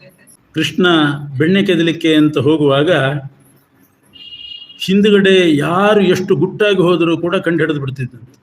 ಮುಖ ತಿರುಗಿಸ್ತಿದ್ದಿಲ್ಲ, ಅವನ ಪಾಟಿಗೆ ಅವನು ಹೋಗೋದು. ಆದರೆ ಹಿಂದುಗಡೆ ಬಂದವ್ರನ್ನೆಲ್ಲ ಕಂಡು ಹಿಡಿತಿದ್ದು. ಅಲ್ಲಿ ಹೋಗಿ ಬೆಣ್ಣೆ ಕತ್ತಿದ್ದಿಲ್ಲ, ಏನೋ ನೆಪ ಮಾಡ್ಕೊಂಡು ವಾಪಸ್ ಬಂದ್ಬಿಡೋದು. ಕೆಲವು ಸಲ ಹಿಂತಿರ್ಕೊಂಡು ನೋಡ್ಕೊಂಡು ಹೋಗ್ತಿದ್ದಂತೆ. ಪಾತ್ರೆ ಎಡೋತಿದ್ದಿಲ್ಲ, ಸೀದಾ ಅಲ್ಲಿಗೆ ಹೋಗ್ತಿದ್ದ. ಕೈಯಿಂದ ಪಾತ್ರೆ ನೋಡ್ತಾನೆ, ಕಾಲಿನಿಂದ ನೋಡ್ತಾನೆ, ಹಿಂದೆ ಬಂದವ್ರನ್ನ ನೋಡ್ತಾನೆ. ಎಲ್ಲ ಕಡೆ ಅವನ ಕಣ್ಣು, ಎಲ್ಲ ಕಡೆ ಕಾಲು ಎಲ್ಲ ಇದೆ. ಕಾಲಿನಿಂದ ನೋಡ್ತಾನೆ ಅಂದರೆ ಎಂಥ ವಿಚಿತ್ರ ಇದೆ. ಭಗವಂತನಿಗೆ ಆ ಶಕ್ತಿ ಹೇಳ್ತಾರೆ ಶಾಸ್ತ್ರದಲ್ಲಿ. ಪರಮಾತ್ಮನ ಅದ್ಭುತ ಶಕ್ತಿಯಲ್ಲಿ ಒಂದು ಇಂದ್ರಿಯಕ್ಕೆ ಎಲ್ಲ ಇಂದ್ರಿಯದ ಶಕ್ತಿ ಇದೆಯಂತೆ. ನಮಗೂ ಇಂದ್ರಿಯಗಳಿದೆ, ಕಣ್ಣಿದೆ, ಕಣ್ಣಿಗೆ ನೋಡೋ ಶಕ್ತಿ ಮಾತ್ರ ಇದೆ. ಕಿವಿಗೆ ಶಬ್ದ ಕೇಳಿಸ್ಕೊಳ್ಳೋ ಶಕ್ತಿ ಇದೆ. ಕಿವಿಯಿಂದ ನೋಡ್ತಾರೆ ಯಾರಾದರೂ? ಕಣ್ಣಿನಿಂದ ಶಬ್ದ ಕೇಳಿಸ್ಕೊಳ್ತಾರ? ಇಲ್ಲ. ಕಾಲಿನಿಂದ ನೋಡ್ಲಿಕ್ಕೆ ಸಾಧ್ಯ ಇಲ್ಲ. ಆದರೆ ಕೃಷ್ಣನಿಗೆ ಹಾಗಲ್ಲ, ಒಂದು ಇಂದ್ರಿಯದಿಂದ ಎಲ್ಲ ಇಂದ್ರಿಯದ ಕೆಲಸ ಮಾಡಬಲ್ಲ. ಮನುಷ್ಯರಿಗೆ ಕಿವಿ ಹೋಯಿತು ಅಂದರೆ ಹೋಯ್ತು ಅಷ್ಟೇ, ಶಬ್ದ ಕೇಳಿಸೋದೇ ಇಲ್ಲ. ಅಂಥ ಶಕ್ತಿ ಇದ್ದಿದ್ರೆ ಕಣ್ಣು ಹೋದ್ರೆ ಹೋಯ್ತು, ಕಿವಿಯಿಂದ ಕೇಳಿಸ್ಕೊತಿದ್ರು, ಕಿವಿಯಿಂದ ನೋಡ್ತಿದ್ರು. ಆದರೆ ಪರಮಾತ್ಮನಿಗೆ ಅಂಥ ಶಕ್ತಿ ಇದೆ. ಆ ಶಕ್ತಿ ಇದೆ ಅಂದರೆ ಯಾರೂ ನಂಬೋದಿಲ್ಲ. ಸರ್ವೇಂದ್ರಿಯ ಶಕ್ತಿಮಾನ್ ಅಂತ ಅವನನ್ನು ಕರೀತಾರೆ. ಎಲ್ಲ ಇಂದ್ರಿಯದ ಶಕ್ತಿ ಎಲ್ಲ ಇಂದ್ರಿಯಗಳಿಗೂ ಉಂಟು. ಇದನ್ನು ನಂಬಿಸ್ಲಿಕ್ಕೋಸ್ಕರ ಪರಮಾತ್ಮ ಒಂದು ಜಂತುವನ್ನು ಸೃಷ್ಟಿ ಮಾಡಿದ್ದಾನೆ ಪ್ರಪಂಚದಲ್ಲಿ. ಯಾವುದು ಅಂದರೆ ಹಾವು. ಹಾವಿಗೆ ಎಂಥ ಶಕ್ತಿ ಗೊತ್ತೇನು? ಹಾವಿಗೆ ಕಿವಿ ಮಾತ್ರ ಇರೋದು ಅಥವಾ ಕಣ್ಣು ಮಾತ್ರ ಇರೋದು. ಕಿವಿ ಕಣ್ಣು ಪ್ರತ್ಯೇಕ ಹಾವಿಗಿಲ್ಲ, 2 ಕಣ್ಣು ಮಾತ್ರ ಇರ್ತದೆ. ಆದರೆ ಆ ಕಣ್ಣಿನಿಂದಲೇ ಹಾವಿಗೆ ಶಬ್ದ ಕೇಳಿಸ್ತದಂತೆ. ಅದೇ ಕಣ್ಣಿನಿಂದ ಯಾರು ಬಂದರೂ ನೋಡ್ತದಂತೆ ಹಾವು. ಅದಕ್ಕೆ ಹಾವಿಗೆ ಹೆಸರು ಚಕ್ಷುಶ್ರವ. ಚಕ್ಷುಶ್ರವ ಅಂದರೆ ಕಣ್ಣಿನ ಕೆಲಸ, ಶ್ರವಣದ ಕೆಲಸ ಎರಡನ್ನೂ ಹಾವು ಮಾಡ್ತದೆ. ಆದರೆ ಇಷ್ಟೇ ವ್ಯತ್ಯಾಸ, ಆ ಹಾವಿಗೆ ಶಬ್ದ ಕೇಳಿಸುವಾಗ ಕಣ್ಣು ಕಾಣಿಸೋದಿಲ್ಲ, ಕಣ್ಣು ಕಾಣುವಾಗ ಶಬ್ದ ಕೇಳಿಸೋದಿಲ್ಲ. ಅಂತೂ ಒಂದೇ ಇಂದ್ರಿಯ 2 ಕೆಲಸ ಮಾಡ್ತದೆ ಹಾವು. ಇಂಥ ಒಂದು ಹಾವನ್ನೇ ಸೃಷ್ಟಿ ಮಾಡಿದ ಪರಮಾತ್ಮನಿಗೆ ಆ ಶಕ್ತಿ ಇರೋದಿಲ್ವೇ? ಅದಕ್ಕೆ ಚಕ್ಷುಶ್ರವ ಅಂತ ಹಾವಿಗೆ ಹೆಸರು. ಒಂದೇ ಇಂದ್ರಿಯ ನೋಡಿ. ಹಾವಿಗೆ ಕಿವಿ ಇದೆಯಾ? ಪ್ರತ್ಯೇಕ ಕಿವಿ ಇಲ್ಲ. ದನಗಳಿಗೆ ಕಣ್ಣು ಇದೆ, ಕಿವಿ ಇದೆ. ಹಾವಿಗೆ ಮಾತ್ರ 2 ಕಣ್ಣು ಮಾತ್ರ ಇರೋದು. ಅದೇ ಕಣ್ಣಿನಲ್ಲಿ ಕಿವಿಯ ಶಕ್ತಿನೂ ಇಟ್ಟಿದ್ದಾನೆ, ಚಕ್ಷುರೇಂದ್ರಿಯದ ಶಕ್ತಿನೂ ಇಟ್ಟಿದ್ದಾನೆ ಪರಮಾತ್ಮ. ಆ ರೀತಿ ತಾನು ಗೋಪಿಕಾಸ್ತ್ರೀಯರ ಮನೆಗೆ ಪ್ರವೇಶ ಮಾಡಿದಾಗ ಕಾಲಿನಿಂದ ನೋಡ್ತಿದ್ದ, ಕೈಯಿಂದ ನೋಡ್ತಿದ್ದ, ಮುಖ ಆ ಕಡೆ ಇದ್ರು, ಹಿಂದೆ ಯಾರು ಬರ್ತಿದ್ರು ಅಂತ ಬೆನ್ನಿಂದ ನೋಡ್ತಿದ್ದ. ಇದೇನು ಆಶ್ಚರ್ಯ ಅಲ್ಲ ಅಂತಾರೆ. ಇನ್ನೊಬ್ಳು ಬಂದು, ಯಶೋದೆ ನಿನ್ನ ಮಗನ ಕಾಟ ಸಾಕಾಗಿದೆ ಅಂದ್ಲು. ನಿನ್ನ ಕಾಟ ನಂಗೆ ಸಾಕಾಗಿದೆ ಅಂತ ಇವಳು ಬಂದು ದಿನ ಅದು ಏನು ಕಂಪ್ಲೇಂಟ್ ಕೊಡ್ತಿದ್ದೆ. ಇನ್ನೊಂದು ಸಲ ಬಂದರೆ ಕಟ್ಟಿ ಹಾಕಿಬಿಡು ಕಂಬಕ್ಕೆ, ನಾನು ಬರೋದಿಲ್ಲ, ಬಿಡಿಸ್ಕೊಂಡು ಹೋಗ್ಲಿಕ್ಕೆ ಬರೋದಿಲ್ಲ, ಕೃಷ್ಣನ ಕಟ್ಟಿ ಹಾಕು ಅಂತ ಅಂದ್ಬಿಟ್ಟು ಸಿಟ್ಟಿನಲ್ಲಿ. ಆ ಗೋಪಿಕಾಸ್ತ್ರೀ ಹೇಳ್ತಾಳೆ, ಒಳ್ಳೆ ಕೆಲಸ ಹೇಳ್ತಿದ್ದೆ, ಕಂಬಕ್ಕೆ ಕಟ್ಟಿ ಹಾಕು ಅಂತ. ಒಂದು ಸಲ ಬಂದಾಗ ನಮಗೆ ಸಾಕಾಗಿ ಒರಳುಕಲ್ಲಿಗೆ ಕಟ್ಟಿ ಹಾಕಿದ್ದೆ ಕೃಷ್ಣನ್ನ. ಒರಳುಕಲ್ಲಿಗೆ ಕಟ್ಟಿ ಹಾಕಿದ್ಲಂತೆ.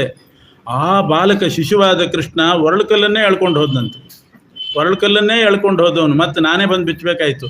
ನಾನೇ ಬಂದು ಒರಳುಕಲ್ಲಿಗೆ ಕಟ್ಟಿದ್ದನ್ನು ಬಿಚ್ಚಬೇಕಾಯ್ತು. ನೀನು ಹೇಳ್ತಿದ್ದಿ ಕಂಬಕ್ಕೆ ಕಟ್ಟಿ ಹಾಕು ಅಂತ. ಏನೋ ಒಂದು ಮನೆ ಅಂತ ಮಾಡ್ಕೊಂಡಿದ್ದೀವಿ. ಆ ಮನೆ ಕಂಬಕ್ಕೆ ಕೃಷ್ಣನ್ ಕಟ್ಟಿ ಹಾಕಿದರೆ ಕಂಬನೇ ಎಳ್ಕೊಂಡು ಹೋಗ್ತಾನೆ, ಮನೆನೇ ಬಿದ್ದು ಹೋಗ್ತದೆ. ಇನ್ನೊಬ್ಳು ಇನ್ನೊಂದು ಉಪಾಯ ಮಾಡಿದ್ಲು. ಎಲ್ರಿಗೂ ಅದೇ ಇಡೀ ದಿನ ರಿಸರ್ಚೇ ಮಾಡೋದು, ಕೃಷ್ಣನ್ ಬರದೇ ಇರ್ಲಿಕ್ಕೆ ಏನು ಮಾಡಬೇಕು ಅಂತ. ಒಳ್ಳೆ ಉಪಾಯ ಕಂಡು ಹಿಡ್ಕೊಂಡು ಕೃಷ್ಣ ದೂರದಲ್ಲಿ ಬರೋದನ್ನು ಕಿಟಕಿಯಲ್ಲಿ ನೋಡಿ ಆಗ್ತಾನೆ ಒಲೆ ಮೇಲೆ ಇಟ್ಟಿದ್ಲು. ಹಾಲು ಮರಳುತ್ತಾ ಇರೋ ಹಾಲು, ಚೆನ್ನಾಗಿ ಮರಳಬೇಕು ಅಂಥ ಹಾಲನ್ನು ಇಳಿಸಿದ್ಲು ಗಡಿಗೆಯಿಂದ. ಹಾಲಿನ ಗಡಿಗೆಯಲ್ಲೇ ಕಾಯಿಸ್ತಿದ್ರಾಗ ಆ ಗಡಿಗೆಯನ್ನು ಇಳಿಸಿದ್ಲು. ಕೃಷ್ಣ ಬಂದ ಸೀದಾ ಗಡಿಗೆ ಹಿಡ್ದ, ಗಟ ಹಾಲು ಕುಡ್ದ ಹೋದ. ಇವಳು ಅಂದ್ಕೊಂಡಿದ್ಲು ನಾಲಿಗೆ ಸುಟ್ಟು ಹೋಗ್ತದೆ, ನಾಳೆ ಗ್ಯಾರಂಟಿ ಬರಲ್ಲ ಅಂತ ಅಂದ್ಕೊಂಡಿದ್ಲು. ಯಥಾ ಪ್ರಕಾರ ಆ ಗಡಿಗೆ ತುಂಬ ಅಷ್ಟು ಬಿಸಿ ಮರಳೋ ಹಾಲನ್ನು ಕುಡಿದು ಹೋಗಿದ್ದಾನೆ. ಬಂದು ಹೇಳ್ತಾಳೆ, ಕೃಷ್ಣನ ಬಾಯಲ್ಲಿ ಸಮುದ್ರ ಇದೆಯೇನೋ ಅಂತ. ಸಮುದ್ರಕ್ಕೆ ಬಿಸಿ ನೀರು ಹಾಕಿದ್ರೆ ಏನಾಗ್ತದೆ? ಆ ಸಮುದ್ರ ಬೆಚ್ಚಗಾಗಿ ಬಿಡ್ತದ, ಬಿಸಿ ಆಗ್ತದ? ನಾವು ಹಾಕಿದ ಬಿಸಿ ಹಾಲೇ ತಣ್ಣಗಾಗ್ತದೆ. ಹಾಗೆ ಕೃಷ್ಣ ತನ್ನ ಬಾಯಲ್ಲಿ ಇಷ್ಟು ಬಿಸಿ ಹಾಲು ಹಾಕೊಂಡ್ರು ಕೂಡ ಅವನ ನಾಲಿಗೆ ಸುಟ್ಟಿಲ್ಲ ಅಂತಂದರೆ ಬಾಯಲ್ಲಿ ಸಮುದ್ರ ಇದೆಯೇನೋ ಅಂತಂದಂತೆ. ಇದೇ ತತ್ವ. ಪರಮಪುರುಷನಾದ ಪರಮಾತ್ಮನ ಬಾಯಲ್ಲೇ ಸಮುದ್ರ ಇರೋದು. ಒಂದೊಂದು ಸಲ ನೆಲುವಿನ ಮೇಲಿನ ಬೆಣ್ಣೆ ತೆಗಿಬೇಕು ಅಂತಂದಾಗ ಏನೂ ಸಿಗದೇ ಇದ್ದರೆ, ಅವನಿಗೆ ಬೈಲಿಕ್ಕೆ ಯಾವ ಹೆಣ್ಮಗಳು ಹತ್ತಿರ ಬರದೇ ಇದ್ದರೆ, ಬಂದರೆ ಅವ್ರ ಹೆಗಲ ಮೇಲೆ ಕೂತ್ಕೊಂಡು ತಗೊಂಡ್ಬಿಡ್ತಿದ್ದ. ಯಾರೂ ಬರದೇ ಇದ್ದಾಗಲೂ ಬೆಣ್ಣೆ ತೆಗಿತಿದ್ದಂತೆ. ಹೇಗೆ ಅಂದರೆ ನೋಡ್ತಿರ್ಲಿಕ್ಕೆ ಇಷ್ಟು ಎತ್ತರ ಆಗಿಬಿಡೋನು. ಅಷ್ಟವಿಭೂತಿ ಅಂತಾರೆ. ಅಣಿಮಾ ಮಹಿಮಾ ಚೈವ ಗರಿಮಾ ಲಘಿಮಾ ತಥಾ ಪ್ರಾಪ್ತಿ ಪ್ರಾಕಾಮ್ಯ ಈಶಿತ್ವಂ ವಸಿತ್ವಂಚ ಅಷ್ಟಸಿದ್ಧಯ ಅಂತ 8 ಸಿದ್ಧಿ. ಬೇಕಾದಾಗ ಇಷ್ಟು ಎತ್ತರ ಆಗೋದು, ಬೇಡದಾಗ ಸಣ್ಣದಾಗೋದು, ತೆಳ್ಳಗಾಗೋದು, ದಪ್ಪಾಗೋದು, ಹಗುರ ಆಗೋದು, ಭಾರ ಆಗೋದು, ಇವೆಲ್ಲ ಅಷ್ಟ ಸಿದ್ಧಿಗಳಲ್ಲಿ ಇರ್ತದೆ. ಮಧ್ವಾಚಾರ್ಯರು ಅವ್ರ ಹತ್ರ ಜಟ್ಟಿಗಳೆಲ್ಲ ಬಂದ್ರಂತೆ ಪರೀಕ್ಷೆ ಮಾಡಲಿಕ್ಕೆ. ಸುಮ್ಮನೆ ಹಿಂಗೊಂದು ಕಿರಿ ಬೆರಳಿಟ್ಟು ಅದನ್ನು ತೆಗಿರಿ ನೋಡೋಣ ಅಂದರೆ ಬೆರಳಲ್ಲಾಡಿಸ್ಲಿಕ್ಕೆ ಆಗಲಿಲ್ಲ ಅಂತ. ಅದೇ ಒಂದು ದೊಡ್ಡ ನರಸಿಂಹದೇವ್ರ ಗುಡಿ ದೊಡ್ಡದು, ಒಬ್ಬ ಸಣ್ಣ ಒಟುವಿನ ಹೆಗಲ ಮೇಲೆ ಕೂತ್ಕೊಂಡು ಆ ಗುಡಿ ಸುತ್ತ ಹಾಕಿ ಬಂದ್ರಂತೆ. ಆ ಹುಡುಗ ಸುತ್ತ ಹಾಕಿ ಬಂದ ಮಧ್ವಾಚಾರ್ಯನ ಹೊತ್ತುಕೊಂಡು. ಇದು ಯಾಕೆ ಅಂದರೆ ಅಷ್ಟು ಹಗುರ ಆದರು, ಬೇಕಾದಾಗ ಭಾರ ಆಗ್ತಾರೆ. ಕೃಷ್ಣ ಆ ಬೆಣ್ಣೆ ಮೇಲಕ್ಕೆ ಎದ್ದು ಸಿಗಲಿಲ್ಲ ಅಂತಾದಾಗ ಅಷ್ಟು ಎತ್ತರ ಆಗಿ ಬಿಡ್ತಿದ್ದಂತೆ. ಬಾಯಲ್ಲಿ ಅವನನ್ನು ಬೈಯೋಣ ಅಂತಂದರೆ ನಿಷ್ಠುರವಾದ ಮಾತು ಹೊರಡೋದಿಲ್ಲ ಬಾಯಿಯಿಂದ, ಕೈ ಮುಂದಾಗೋದಿಲ್ಲ ಹೊಡಿಲಿಕ್ಕೆ. ವಿಲೋಲ ನೇತ್ರಂ ತವ ಪುತ್ರ ರತ್ನಂ ಧ್ರುವಂ ಸುತಸ್ತೆ ಜಗತಾಂ ನಿಯಂತ. ಇನ್ನೊಂದು ಮನೆಯವರು ಬಂದರು, ಅವ್ರು ಬೇರೆಯೇ ಉಪಾಯ ಮಾಡಿದ್ರು. ಅವ್ರ ಮನೆ ಹೇಗಿತ್ತು ಅಂದರೆ, ದೇವರು ಅಡಿಗೆ ಮನೆ ಎದುರುಗಡೆ ಅವ್ರದ್ದೊಂದು ಕೋಣೆ, ಪಾಸಕ್ಕೆ ಒಂದು ರೂಮು. ಅಡಿಗೆ ಮನೆಗೆ ಕೃಷ್ಣ ಬರೋದನ್ನು ನೋಡಿ ದೊಡ್ಡ ಬೀಗ ಹಾಕಿದ್ರು, ಕಬ್ಬಿಣದ ಬೀಗ, ಚೀಲ್ಕ ಹಾಕಿ ಬೀಗ ಹಾಕಿ ಆ ಬೀದಿಗೆ ಸೊಂಟಕ್ಕೆ ಸಿಗಿಸ್ಕೊಂಡು ಮನೆಯವರೆಲ್ಲ ಎದುರುಗಡೆ ರೂಮ್ನಲ್ಲಿ ಸೇರಿಕೊಂಡ್ರಂತ. ಇವತ್ತು ಕೃಷ್ಣ ಬಂದಾಗ ಏನು ಮಾಡ್ತಾನೆ ನೋಡೋಣ, ಬಾಗಿಲು ಹಾಕಿಬಿಟ್ಟಿದ್ದೀವಿ ಅಡಿಗೆ ಮನೆ ಬಾಗಿಲು, ಅದು ಕಬ್ಬಿಣದ ಬೀಗ, ಹೇಗೆ ತೆಗಿತಾನೆ ನೋಡೋಣ ಅಂತ ಯೋಚನೆ ಮಾಡ್ತಾ ಆ ಬಾಗಿಲು ಹಾಕ್ಕೊಂಡು ಎದುರುಗಡೆ ರೂಮ್ನಲ್ಲಿ ಬಾಗಿಲು ಹಾಕ್ಕೊಂಡು ಸಣ್ಣ ಸಂಧಿ ಬಿಟ್ಟು ನೋಡ್ತಿದ್ದಾರಂತೆ ಕೃಷ್ಣ ಏನು ಮಾಡ್ತಾನೆ ಅಂತ. ಕೃಷ್ಣ ಬಂದ, ಇವರೆಲ್ಲ ನಿಂತು ನೋಡ್ತಿದ್ದಾರೆ, ವಾಪಸ್ ಹೋಗ್ತಾನೆ ಇವತ್ತು ಅಂತ. ಬಂದ ಮೇಲೆ ವಾಪಸ್ ಹೋಗೋನಲ್ಲ, ಬಂದ, ನೋಡಿದ, ಬಾಗಿಲು ಹಾಕಿದ್ರು, ಬೀಗ ಹಾಕಿದ್ರು. ಸಿಟ್ಟು ಬಂತು ಕೃಷ್ಣನಿಗೆ. ಒಂದು ಕ್ಷಣ ನಿಂತುಕೊಂಡ. ಇದ್ದಕ್ಕಿದ್ದ ಹಾಗೆ ಠಪ್ ಅಂತ ಶಬ್ದ ಆಯಿತು. ಏನು ಅಂತ ನೋಡಿದ್ರೆ ಬೀಗ ತರ್ಕೊಂಡ್ಬಿಟ್ಟಿದ್ರು.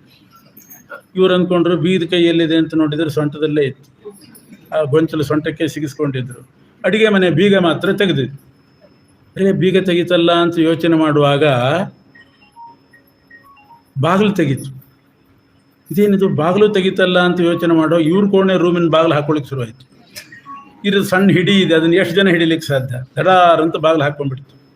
ಬಾಗಿಲು ಹಾಕ್ಕೊಂಡದ್ದಷ್ಟೇ ಅಲ್ಲ, ಆ ಬೀಗ ಬಂದು ಇಲ್ಲಿ ಬಿತ್ತು, ಈ ರೂಮಿಗೆ ಬಿತ್ತು. ಇವ್ರನ್ನೇ ಬೀಗ ಹಾಕಿಬಿಟ್ಬಿಟ್ಟ ಒಳಗಡೆ ಹಾಕಿ. ಕೃಷ್ಣ ಇನ್ನೊಂದ್ಸಲ ನೀನು ಬಂದಾಗ ಮುಕ್ತದ್ವಾರ ಬಾಗಿಲು ಹಾಕೋದಲ್ಲೋ, ನಮ್ಮನ್ನು ಬಿಟ್ಬಿಡು ಮೊದಲು, ಬೀಗ ತೆಗಿ ಅಂತ ಕರೀತಾ ಇದ್ದಾರೆ, ತಡೀರಿ ನನ್ನ ಕೆಲಸ ಎಲ್ಲ ಮುಗಿಸ್ಕೋತೀನಿ ಅಂತ ಅಡಿಗೆ ಮನೆಗೆ ಹೋಗಿ ಯಥೇಚ್ಛ. ಅವತ್ತು ಯಾರೂ ಇಲ್ಲ ನೋಡಿ, ಎಲ್ಲರೂ ಬೀಗ ಹಾಕಿಬಿಟ್ಟಿದ್ದಾನೆ ರೂಮ್ನಲ್ಲಿ.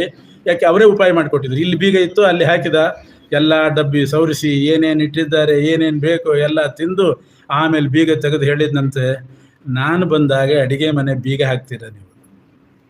ನಾನು ಜೈಲಿನಲ್ಲಿ ಹುಟ್ಟಿ ಜೈಲಿನ ಬೀಗ ತಕೊಂಡು ಹೊರಗೆ ಬಂದವನು ಗೊತ್ತಾ ನಿಮಗೆ ಎಂದ. ಜೈಲು ಬೀಗ ತಕೊಂಡು ಬಂದವನಿಗೆ ಈ ನವತಾಲ್ ಬೀಗ ಲೆಕ್ಕನ? ಸ್ವಲ್ಪ ಯೋಚನೆ ಮಾಡ್ರಿ ಅಂತ ಹೇಳಿ ಬುದ್ಧಿವಾದ ಹೇಳೋದಂತೆ. ಇನ್ನೊಂದ್ಸಲ ಬಾಗಿಲು ಹಾಕೋ ಕೆಲಸ ಮಾಡಬೇಡಿ. ಇಷ್ಟೆಲ್ಲ ಗೋಪಿಕಾ ಸ್ತ್ರೀಯರು ಕೃಷ್ಣನ ಬಗ್ಗೆ ದೂರ ಹೇಳುವ ನೆಪದಿಂದ ಅವನ ಗುಣಗಾನ ಮಾಡಿ ಮೋಕ್ಷವನ್ನು ನಿಶ್ಚಯ ಮಾಡಿಕೊಂಡು ಹೋದರು ಅಂತ ಹೇಳಿದ್ದಾರೆ.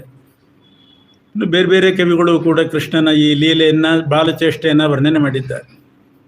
ಕೃಷ್ಣ ಒಂದು ಸಲ ಬಂದಂತೆ ಮನೆಗೆ, ಅಂತೂ ಮಾಡಿದ್ದಾರೆ. ಕೃಷ್ಣ ಬಂದಂತೆ, ಬಂದ ಹುಡುಗರನ್ನೆಲ್ಲ ಕರ್ಕೊಂಡೇ ಬಂದ. ಯಾರ್ದೋ ಮನೆಗೆ ಹೋಗಿ ಬೆಣ್ಣೆ ತಿಂದು ಬಂದಿದ್ದ. ಬೆಣ್ಣೆ ತಿಂದಿದ್ದಾನೆ ಅಂತ ಯಾರೂ ಹೇಳಬೇಕಾಗಿಲ್ಲ, ಬಾಯಿನೇ ಹೇಳ್ತಿತ್ತು ಇವನು ಬೆಣ್ಣೆ ತಿಂದಿದ್ದಾನೆ ಅಂತ. ಪುಟ್ಟ ಬಾಲಕ ಕೃಷ್ಣ ಬಂದ. ಎಲ್ಲರೂ ಗೋಪಿಕಾ ಸ್ತ್ರೀಯರೆಲ್ಲ ದೂರು ಕೊಟ್ಟು ಹೋಗಿದ್ರು, ಅವರೆಲ್ಲ ಹೋದರು, ಕೃಷ್ಣ ಬಂದಿದ್ದಾನೆ. ಇವನು ಯಾವಾಗ ಕದಿಲಿಕ್ಕೆ ಹೋಗ್ತಿದ್ದ ಅಂದರೆ, ಇವ್ರು ದೂರು ಕೊಡ್ಲಿಕ್ಕೆ ಅಂತ ಇಲ್ಲಿ ಬರ್ತಿದ್ರಲ್ಲ, ಆಗ ಮನೆ ಖಾಲಿ ಇರ್ತಿತ್ತು, ಅಲ್ಲಿ ಹೋಗ್ತಿದ್ದಂತೆ. ಕದ್ದು ಬಂದಿದ್ದಾನೆ, ಬೆಣ್ಣೆ ಕದ್ದು ಬಂದಿದ್ದಾನೆ. ಆ 4 ಭಂಗಿಯಲ್ಲಿ ಕೃಷ್ಣನ ವರ್ಣನೆ ಮಾಡ್ತಾರೆ. ವದನೆ ನವನೀತ ಗಂಧವಾಹಂ ವಚನೆ ತಸ್ಕರ ಚಾತುರೀ ಧುರೀಣಂ ನಯನೆ ಕುಹಕಾಶ್ರುಮಾಶ್ರಯೇಥಾ ಚರಣೆ ಕೋಮಲತಾಂಡವಂ ಕುಮಾರಂ. ವದನೆ ನವನೀತ ಗಂಧವಾಹಂ, ಬಾಯಲ್ಲಿ ಬೆಣ್ಣೆ ವಾಸನೆ ಹೊಡಿತಾ ಇದೆ. ಯಾಕೋ ಕೃಷ್ಣ ಬೆಣ್ಣೆ ಕದೀತಿ ಅಂತೆ ನೀನು, ಹೌದೇನೋ ಅಂತ ಕೇಳಿದರೆ, ವಚನೆ ತಸ್ಕರ ಚಾತುರೀ ಧುರೀಣಂ, ವದನದಲ್ಲಿ ಬೆಣ್ಣೆ, ವಚನದಲ್ಲಿ ಚಾತುರ್ಯದ ಮಾತು. ನಾನು ಯಾಕಮ್ಮ ಕದಿಲಿ ಇನ್ನೊಬ್ಬರ ಮನೆಗೆ ಹೋಗಿ? ನೀನೇನು ಕಡಿಮೆ ಮಾಡಿದ್ದಿ ಅಂತ ಅವಳನ್ನೇ ಹೊಗಳಿಬಿಡೋದು. ನೀನೇನು ಕಡಿಮೆ ಮಾಡಿದ್ದಿ ನನಗೆ, ನಾನು ಯಾಕೆ ಕದಿಲಿ? ವಚನೆ ತಸ್ಕರ ಚಾತುರೀ ಧುರೀಣಂ. ಇಲ್ಲ ನಿನಗದೊಂದು ಚಟ, ಎಲ್ಲರೂ ಬಂದು ಹೇಳ್ತಾರೆ, ಸುಳ್ಳು ಹೇಳ್ತಾರೇನೋ, ನಿನಗೆ ಚಟ, ಸುಮ್ಮನೆ ಬಿಡೋದಿಲ್ಲ ನಿನ್ನ ಅಂತ ಸ್ವಲ್ಪ ಜೋರು ಮಾಡಿದರೆ, ಬೈದರೆ, ನಯನೆ ಕುಹಕ ಶ್ರುಮಾಶ್ರಯೇಥಾ, ಧಾರಾಕಾರ ಕುಹಕದ ಕಣ್ಣೀರು. ಅದು ಎಲ್ಲಿ ಬರ್ತಿತ್ತು ಏನೋ, ಅಷ್ಟು ಕುಹಕದ ಕಣ್ಣೀರು ಬರ್ತಿತ್ತಂತೆ. ಇಲ್ಲ ಮಗು, ಅವರೆಲ್ಲ ಸುಳ್ಳು ಹೇಳ್ತಾರೆ, ಅವ್ರಿಗೆಲ್ಲ ಅಸೂಯೆ ನಿನ್ನ ಮೇಲೆ ಹೊಟ್ಟೆ ಕಿಚ್ಚು, ನೀನು ಕಳ್ಳ ಅಲ್ಲ ಅಂತ ಕಣ್ಣೀರು ಒರೆಸಿ ಯಶೋದೆ ಆ ಕಡೆ ಕೆಲಸಕ್ಕೆ ಹೋದ್ಮೇಲೆ, ಚರಣೆ ಕೋಮಲ ತಾಂಡವಂ ಕುಮಾರಂ, ಕಾಲಿನಲ್ಲಿ ತಾಂಡವ ನೃತ್ಯ, ಹುಡುಗರು ಎದುರುಗಡೆ ಕುಣಿತಿದ್ನಂತೆ. ನೋಡಿ ಹೆಂಗೆ ಹೋದ್ಲು ನಮ್ಮಮ್ಮ. ಸುಮ್ಮನೆ ಇದ್ರೆ ರೇಟ್ ಜಾಸ್ತಿ ಬೀಳ್ತದೆ, ಧಾರಾಕಾರ ಕಣ್ಣೀರು ಸುರಿಸ್ತು ಅಂತಂದರೆ ಎಂಥವ್ರ ಮನಸ್ಸು ಕರಿಗೆ ಹೋಗಿಬಿಡ್ತಾರೆ ನೋಡಿ ಅಂತ ಹುಡುಗರ ಮುಂದೆ ಕುಣಿತಿದ್ದಂತೆ. ಹೀಗೆಲ್ಲ ವರ್ಣನೆ ಮಾಡಿದ್ದಾರೆ. ಭಾಳ ಚೆನ್ನಾಗಿದೆ ಅದು.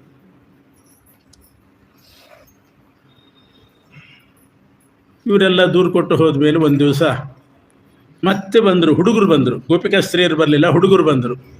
ಯಶೋದೆ ಹತ್ರ ಬಂದು, ಕೃಷ್ಣ ಇವತ್ತು ಮಣ್ಣು ತಿಂದ ಅಂತ ಕಂಪ್ಲೇಂಟ್ ಕೊಟ್ಟು, ಬೆಣ್ಣೆ ತಿಂದರೂ ಕಂಪ್ಲೇಂಟು, ಮಣ್ಣು ತಿಂದರೂ ಕಂಪ್ಲೇಂಟು. ಏನು ತಿನ್ಬೇಕು ಅವನು ಪಾಪ. ಬೆಣ್ಣೆ ತಿಂದರೂ ದೂರು ಕೊಟ್ಟರು ಬಂದು, ಬೆಣ್ಣೆ ತಿಂದ, ಮಣ್ಣು ತಿಂದ್ಬಿಟ್ಟ. ಈಗ ಯಾರು ಹೇಳ್ತಾರೆ ನೋಡೋಣ, ನನಗೆ ಬೆಣ್ಣೆನೂ ಅಷ್ಟೇ ಮಣ್ಣು ಅಷ್ಟೇ ಎರಡೂ ಸಮಾನ ಅಂತ ತೋರಿಸ್ಲಿಕ್ಕೆ ಆಟ ಆಡ್ತಾ ಮಣ್ಣು ತಿಂದುಬಿಟ್ಟ. ಹುಡುಗರೆಲ್ಲ ಬಂದು ಹೇಳಿದರು. ಬಂದಾಗ ಎಲ್ಲಿ ಮಣ್ಣು ತಿಂದಿಯಂತೆ, ಬಾಯಿ ತೆಗಿ ತೋರಿಸು ಅಂತಂದಾಗ ಬಾಯಿ ತೆಗಿತಾನೆ. ಆ ಮಣ್ಣು ಮಣ್ಣಾಗಿ ಉಳಿದಿದ್ದಿಲ್ಲ, ಬ್ರಹ್ಮಾಂಡ ಆಗಿ ಪರಿವರ್ತನೆ ಆಗಿತ್ತು. ಇಡೀ ಬ್ರಹ್ಮಾಂಡವನ್ನೇ ವದನದಲ್ಲಿ ತೋರಿಸಿದ. ಯಶೋಧಾದೇವಿ ನೋಡ್ತಾಳೆ, ಇಡೀ ಬ್ರಹ್ಮಾಂಡ ಕಾಣಿಸ್ತಾ ಇದೆ. ಆ ಬ್ರಹ್ಮಾಂಡದಲ್ಲಿ 14 ಲೋಕ ಕಾಣ್ತಾ ಇದೆ. 14 ಲೋಕಗಳ ಮಧ್ಯೆ ಭೂಲೋಕ ಕಾಣಿಸ್ತಾ ಇದೆ. ಆ ಭೂಲೋಕದಲ್ಲಿ ಭೂಭಾಗದಲ್ಲಿ ನಂದಗೋಕುಲ ಕಾಣಿಸ್ತಾ ಇದೆ. ನಂದಗೋಕುಲದಲ್ಲಿ ತನ್ನ ಮನೆ ಕಾಣ್ತಾ ಇದೆ. ಆ ಮನೆಯಲ್ಲಿ ಕೃಷ್ಣ ಕಾಣಿಸ್ತಿದ್ದಾನೆ, ತಾನೂ ಕಾಣಿಸ್ತಾ ಇದ್ದಾಳೆ. ಕೃಷ್ಣನ ಬಾಯಲ್ಲಿ ಮತ್ತೆ ಬ್ರಹ್ಮಾಂಡ ಕಾಣಿಸ್ತಾ ಇದೆ. ಆ ಬ್ರಹ್ಮಾಂಡದಲ್ಲಿ 14 ಲೋಕ, ಅದರಲ್ಲಿ ಭೂಲೋಕ, ಅದರಲ್ಲಿ ಮತ್ತೆ ತನ್ನ ಮನೆ, ಅದರಲ್ಲಿ ಕೃಷ್ಣ, ಆ ಕೃಷ್ಣನ ಬಾಯಲ್ಲಿ ಮತ್ತೊಂದು ಬ್ರಹ್ಮಾಂಡ. ಕೃಷ್ಣನ ಬಾಯಲ್ಲಿ ಬ್ರಹ್ಮಾಂಡ, ಬ್ರಹ್ಮಾಂಡದ ಒಳಗಡೆ ಕೃಷ್ಣ, ಆ ಕೃಷ್ಣನ ಬಾಯಲ್ಲಿ ಬ್ರಹ್ಮಾಂಡ, ಬ್ರಹ್ಮಾಂಡದ ಒಳಗೆ ಕೃಷ್ಣ. ಈ ರೀತಿ ಒಂದರೊಳಗೊಂದು ಅನೇಕ ಬ್ರಹ್ಮಾಂಡ ನೋಡಿದ್ನಂತೆ. ಅದ್ರಂಗೆ ಬ್ರಹ್ಮಾಂಡದೊಳಗೆ ಬ್ರಹ್ಮಾಂಡ. ಇದನ್ನು ನೋಡಿ ಯಶೋಧಾದೇವಿ ಗಾಬರಿ ಆಗಿಬಿಟ್ಟು ಕಣ್ಣೇ ಮುಚ್ಚಿಬಿಟ್ಲಂತೆ. ಇದೇನಿದು, ಸ್ವಪ್ನೋನು ಮಾಯಾನೋ ಮತಿಭ್ರಮೋನು ಅಂತನ್ನೋ ಹಾಗೆ ಕಣ್ಣು ಮುಚ್ಚಿದ್ದಾಳೆ. ಈ ರೀತಿ ಶ್ರೀಕೃಷ್ಣ ತೋರಿಸಿದಂಥ ಲೀಲೆಗಳು, ಬಾಲಲೀಲೆಗಳು. ಒಂದು ದಿವಸ ಯಶೋಧಾದೇವಿ ಹಾಲು ಕಾಯಿಸ್ತಾ ಇದ್ದಾಳೆ. ಗಿಷ್ಟಿಗೆ ಮೇಲಿಟ್ಟು, ಒಲೆ ಮೇಲಿಟ್ಟು ಹಾಲು ಕಾಯಿಸ್ತಾ ಇದ್ಲು. ಅದೇ ವೇಳೆಗೆ ಒಂದು ಗಡಿಗೆಯಲ್ಲಿ ಬೆಣ್ಣೆ ಇಟ್ಟುಕೊಂಡು ಮಜ್ಜಿಗೆ ಕಟ್ಟಿತಾ ಇದ್ದಾಳೆ ಬೆಣ್ಣೆ ತೆಗಿಲಿಕ್ಕೆ ಅಂತ. ಒಂದು ಕಡೆ ಹಾಲು ಕಾಯಿಸ್ತಾ ಇದ್ಲು, ಬೆಣ್ಣೆ ತೆಗೆದಿಟ್ಟಿದ್ಲು, ದಧಿ ಮಥನ ಮಾಡ್ತಾ ಇದ್ಲು. ಅಷ್ಟೊತ್ತಿಗೆ ಕೃಷ್ಣ ಬಂದ. ಆಗ ತಾನೇ ಶೃಂಗಾರ ಮಾಡಿ ಸ್ನಾನ ಮಾಡಿಸಿ ಕೃಷ್ಣನ ಕಳಿಸಿದ್ಲು. ಬರುವಾಗ ನೋಡ್ತಾಳೆ ಯಶೋಧಾದೇವಿ, ಮೈಗೊಂದಿಷ್ಟು ಸೆಗಣಿ ಹಚ್ಚಿಕೊಂಡು, ಬಟ್ಟೆ ಎಲ್ಲ ಕೊಳೆ ಮಾಡಿಕೊಂಡು, ತಲೆ ಮೇಲೆ ಒಂದಿಷ್ಟು ಮಣ್ಣು ಹಾಕ್ಕೊಂಡು ಕೃಷ್ಣ ಬಂದಿದ್ದಾನೆ. ಆಗ ತಾನೇ ಶೃಂಗಾರ ಮಾಡಿ ಕಳಿಸಿದ್ದಾಳೆ. ಮಕ್ಕಳು ಹಾಗೆ ಮಾಡ್ತಾವೆ, ತಲೆ ಸುಮ್ಮನೆ ಕೂತ್ಕೊಂಡು ಮುಸುಗು ತೊಗೊಂಡು ಮೈ ಮೇಲೆ ಹಾಕೋತಾ ಇರ್ತಾವೆ ಆರಾಮಾಗಿ. ಏನಾನಂದವೋ ಏನೋ, ಮುಸುಗು ತೊಗೊಳೋದು, ತಲೆ ಮೇಲೆ ಹಾಕ್ಕೊಳ್ಳೋದು, ಅಷ್ಟು ಕಲ್ಪನೆ ಇರೋದಿಲ್ಲ. ಆ ರೀತಿ ಕೊಳೆ ಮಾಡಿಕೊಂಡು ಬಂದಿದ್ದಾನೆ ಕೃಷ್ಣ. ನಿಷ್ಕಳಂಕ ಚಂದ್ರನಂತೆ ಮುಖ, ಅದರ ಮೈ ತುಂಬ ಕೊಳೆ.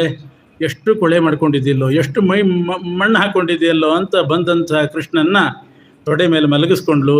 ದಧಿ ಮಥನವನ್ನು ಅರ್ಧಕ್ಕೆ ಬಿಟ್ಲು.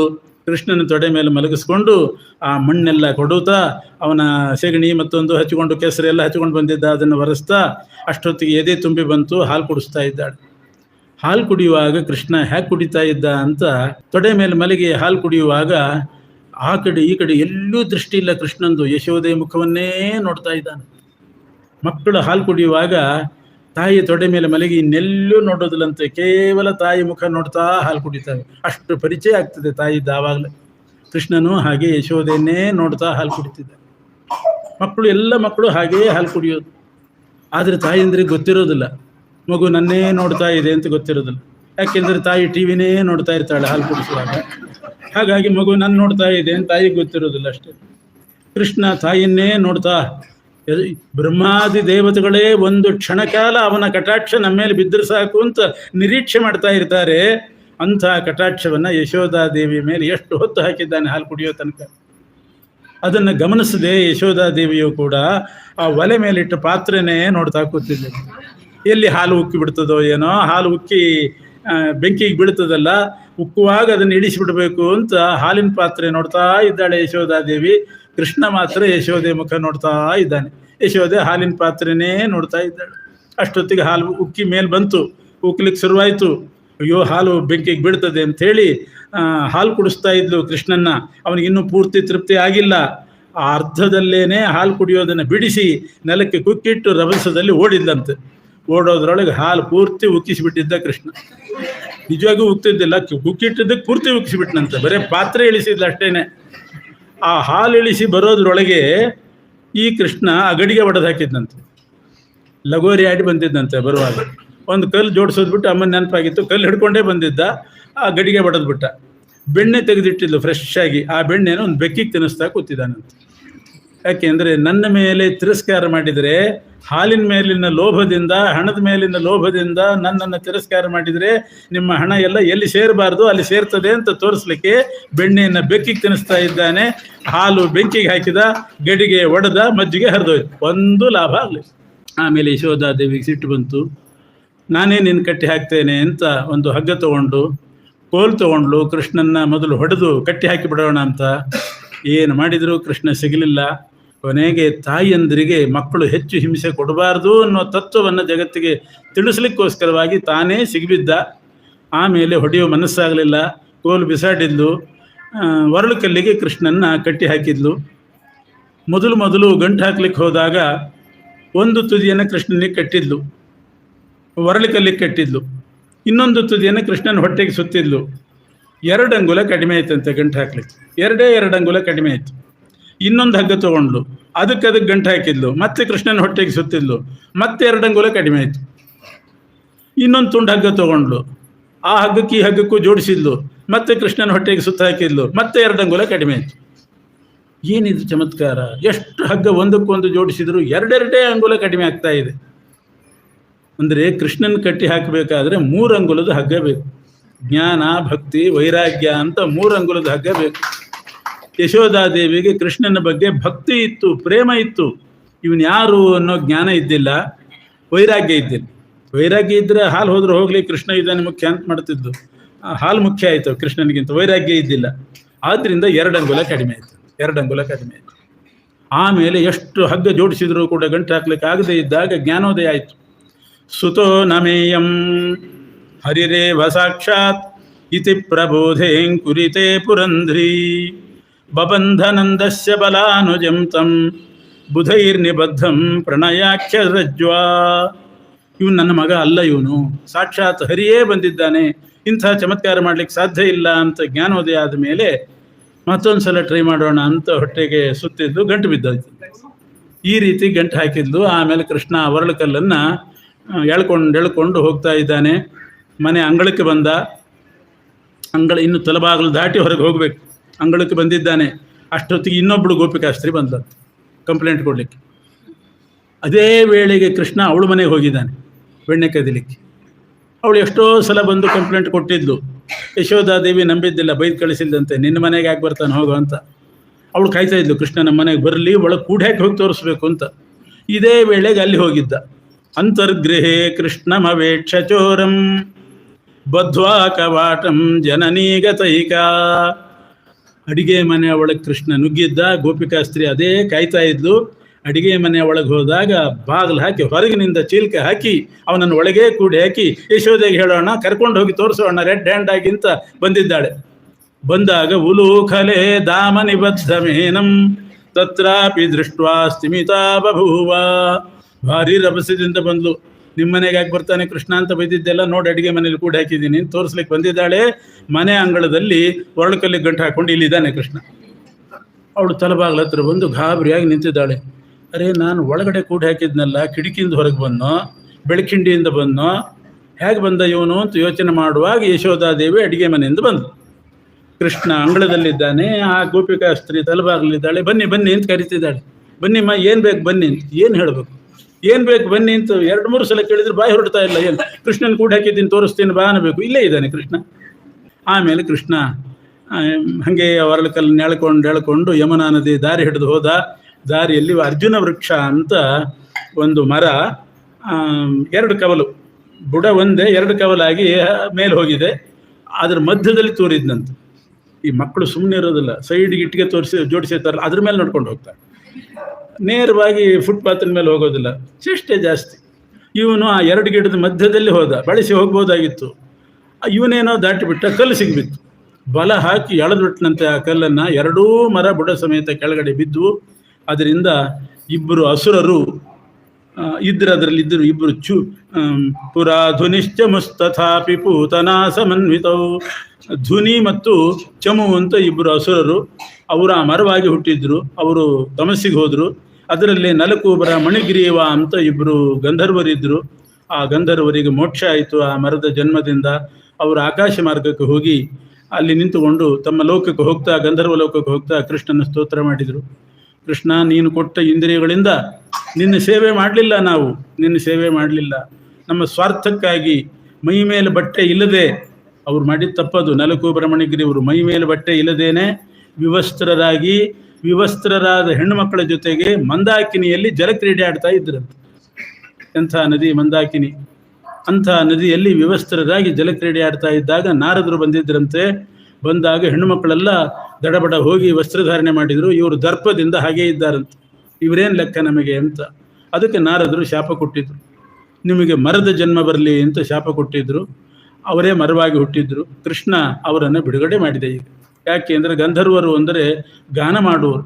ಕೃಷ್ಣನ ಮೇಲೆ ಗಾನ ಮಾಡುವವರಿಗೆ ಗಂಧರ್ವರು ಅಂತ ಕರೀತಾರೆ. ಗಾನವಿದ್ಯೆಗೆ ಗಂಧರ್ವ ವಿದ್ಯಾ ಅಂತ ಹೆಸರು. ತನ್ನ ಗುಣಗಾನ ಮಾಡುವವರು ಮರವಾಗಿ ಬಿದ್ದದ್ದು ಅವನಿಗೆ ಸರಿ ಹೋಗಲಿಲ್ಲ. ಅವ್ರನ್ನ ಬಿಡುಗಡೆ ಮಾಡೋಣ ಅಂತ ಹೇಳಿ ಬಿಡುಗಡೆ ಮಾಡಿದ. ಆಮೇಲೆ ಅವರು ಅಂತರಿಕ್ಷ ಲೋಕಕ್ಕೆ ಹೋಗಿ ಕೃಷ್ಣನ ಸ್ತೋತ್ರ ಮಾಡಿ ತಮ್ಮ ಲೋಕಕ್ಕೆ ಹೋಗಿದ್ದಾರೆ.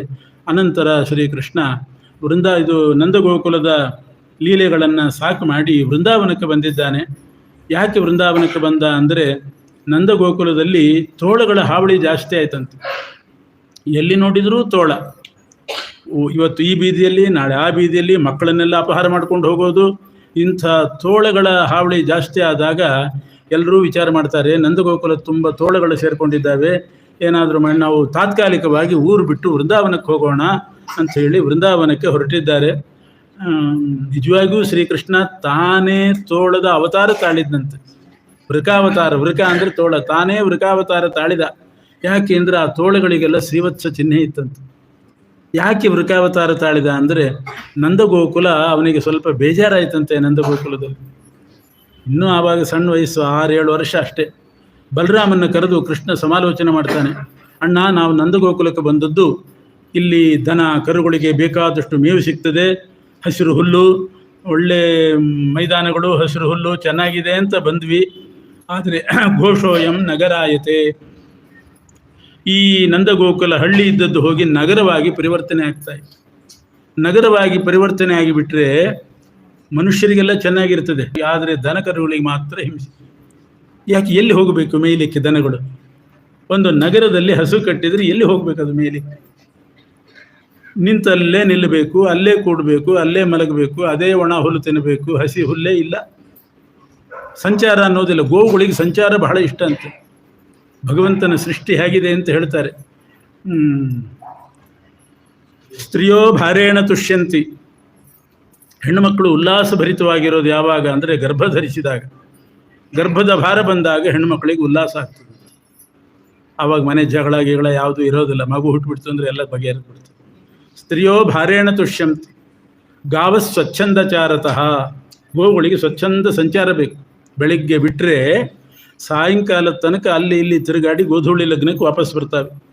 ಗಾವ ಸ್ವಚ್ಛಂದಚಾರತಃ ಕುಂಜರ ಪಾಂಸು ವರ್ಷೇಣ, ಆನೆಗಳಿಗೆ ಉಲ್ಲಾಸ ಯಾವಾಗ ಅಂದರೆ ಈ ಮಾವುತ ಇರ್ತಾನೆ, ಆನೆ ನೋಡ್ಕೊಳ್ಳೋನು, ಚೆನ್ನಾಗಿ ಸ್ನಾನ ಮಾಡಿಸಿದ ಮೇಲೆ, ಅದು ಸ್ನಾನ ಎಲ್ಲ ಮಾಡಿಸಿದ ಮೇಲೆ, ಆನೆ ಸ್ನಾನ ಅಂದರೆ ಗೊತ್ತಲ್ಲ, ಗಜ ಸ್ನಾನ, ಒಂದು ಬಕೀಟ್ ಸಾಕಾಗೋದಿಲ್ಲ, ತೊಟ್ಟಿಗಟ್ಟಲೆ ಒಂದೊಂದು ತೊಟ್ಟಿ ತುಂಬ ನೀರಿಡಬೇಕು. ಅಷ್ಟು ನೀರು ಸ್ನಾನ ಮಾಡಿದ ಮೇಲೆ ಒಂದು 10 ನಿಮಿಷ ಫ್ರೀ ಬಿಡಬೇಕು ಆನೆಯನ್ನು. ಸೀದಾ ಯಾವುದಾದ್ರೂ ತಿಪ್ಪೆ ಹತ್ತಿರ ಹೋಗಿ ಅಲ್ಲಿರೋ ಹುಡಿ ಮಣ್ಣು ಕಸ ಎಲ್ಲ ಮೈಮೇಲೆ ಹಾಕೋತದೆ. ಆವಾಗ ಆನೆ ಉಲ್ಲಾಸ, ಇಡೀ ದಿನ ಸ್ವಚ್ಛಂದವಾಗಿ ಆರಾಮಿರ್ತದೆ. ಇಲ್ಲದಿದ್ದರೆ ಸಿಟ್ಟು ಬರ್ತದಂತೆ ಆನೆಗೆ. ಇದು ಭಗವಂತನ ಸೃಷ್ಟಿ. ಸ್ತ್ರೀಯೋ ಭಾರೇಣ ತುಷ್ಯಂತಿ ಗಾವ ಸ್ವಚ್ಛಂದಚಾರತಃ ಕುಂಜರ ಪಾಂಸವರ್ಷೇಣ ಬ್ರಾಹ್ಮಣ ಪರನಿಂದಯ. ಇದೆಲ್ಲರಿಗೂ ಅರ್ಥ ಆಗ್ತದೆ. ಬ್ರಾಹ್ಮಣರಿಗೆ ಉಲ್ಲಾಸ ಆಗೋದು ಯಾವಾಗ ಅಂದರೆ ಯಾರನ್ನೋ ಆಡ್ಕೋತಾ ಇರಬೇಕು, ಉಲ್ಲಾಸದಿಂದ ಕೇಳ್ತಾರೆ. ಪರವಾಗಿಲ್ಲ, ಇವತ್ತು ಪುರಾಣ ಇಲ್ಲದಿದ್ರೂ ಪರವಾಗಿಲ್ಲ, ಒಬ್ಬ ಬ್ರಾಹ್ಮಣರನ್ನ ಆಡ್ಕೋತಾ ಇದ್ದಾರೆ ಅಂತಂದರೆ ಹೌದಾ ಹೌದಾ ಏನಂತೆ ಅಂತ ಕೆದಕಿ ಕೇಳಿ ಸಂತೋಷ ಪಡೋದು. ಅವ್ರು ನಾಡ್ಕೊಂಡಾಗ ಇವ್ರು ಸಂತೋಷ, ಇವ್ರು ನಾಡ್ಕೊಂಡಾಗ ಅವ್ರಿಗೆ ಸಂತೋಷ. ಇದು ಭಗವಂತನ ಸೃಷ್ಟಿ. ಇದು 3 ಇರಲಿ, ಕೊನೆಯದಾಗಬಾರ್ದು ಅಂತ ಅಷ್ಟೇ. ಬ್ರಾಹ್ಮಣ ಪರನಿಂದಯ. ಹಾಗೆ ಗೋವುಗಳಿಗೆ ಸ್ವಚ್ಛಂದಚಾರ ಬೇಕು. ಕೃಷ್ಣ ಹೇಳ್ತಾನೆ, ಅಣ್ಣ ಎಲ್ಲಿ ಸ್ವಚ್ಛಂದ ಸಂಚಾರ ಮಾಡಬೇಕು ಗೋವುಗಳು? ಜಾಗವೇ ಇಲ್ಲ. ಎಷ್ಟು ಹೋದರೂ ಕೂಡ ಈ ಗೋಮಾಳ ಪ್ರದೇಶ ಅಂತ ಇರ್ತದೆ, ದನ ಮೇಯೋ ಜಾಗ, ಅದರಲ್ಲೆಲ್ಲ ಮನೆಗಳು ಬರ್ತಾ ಇದೆ, ಎಲ್ಲ ಪ್ಲಾಟ್ ಆಗ್ತಾ ಇದೆ, ಮನೆ ಬರ್ತಾ ಇದೆ. ಎಷ್ಟು ದೂರ ಹೋದರೂ ಸಿಟಿ ಬೆಳೀತಾನೇ ಇದೆ. ದನಗಳಿಗೆ ಹೋಗಿ ಸಂಚಾರ ಮಾಡಲಿಕ್ಕೆ ಜಾಗ ಇಲ್ಲ. ಆದ್ದರಿಂದ ಇದು ನಂದಗೋಕುಲ ಸಾಕು ಮಾಡೋಣ, ವೃಂದಾವನಕ್ಕೆ ಹೋಗೋಣ. ಗೋವರ್ಧನ ಪರ್ವತ ಇದೆ, ಯಮುನಾ ತೀರ ತುಂಬ ಚೆನ್ನಾಗಿದೆ, ಅಲ್ಲಿ ಹೋಗೋಣ ಅಂತ ಹೇಳಿ, ಅದಕ್ಕಾಗಿ ಎಲ್ಲರೂ ಬರಬೇಕಲ್ಲ. ತಾನೊಬ್ಬನೇ ಹೋದರೆ ತೋಳಗಳನ್ನು ಸೃಷ್ಟಿ ಮಾಡಿದ. ತೋಳಗಳ ಹಾವಳಿ ಅಂತ ಎಲ್ಲರೂ ವೃಂದಾವನಕ್ಕೆ ತಯಾರಾದರು. ಅದು ಅವನಿಗೂ ಬೇಕಾಗಿತ್ತು. ಶ್ರೀಕೃಷ್ಣ ಎಲ್ಲರನ್ನು ಕರ್ಕೊಂಡು ವೃಂದಾವನಕ್ಕೆ ಹೋಗಿದ್ದಾನೆ.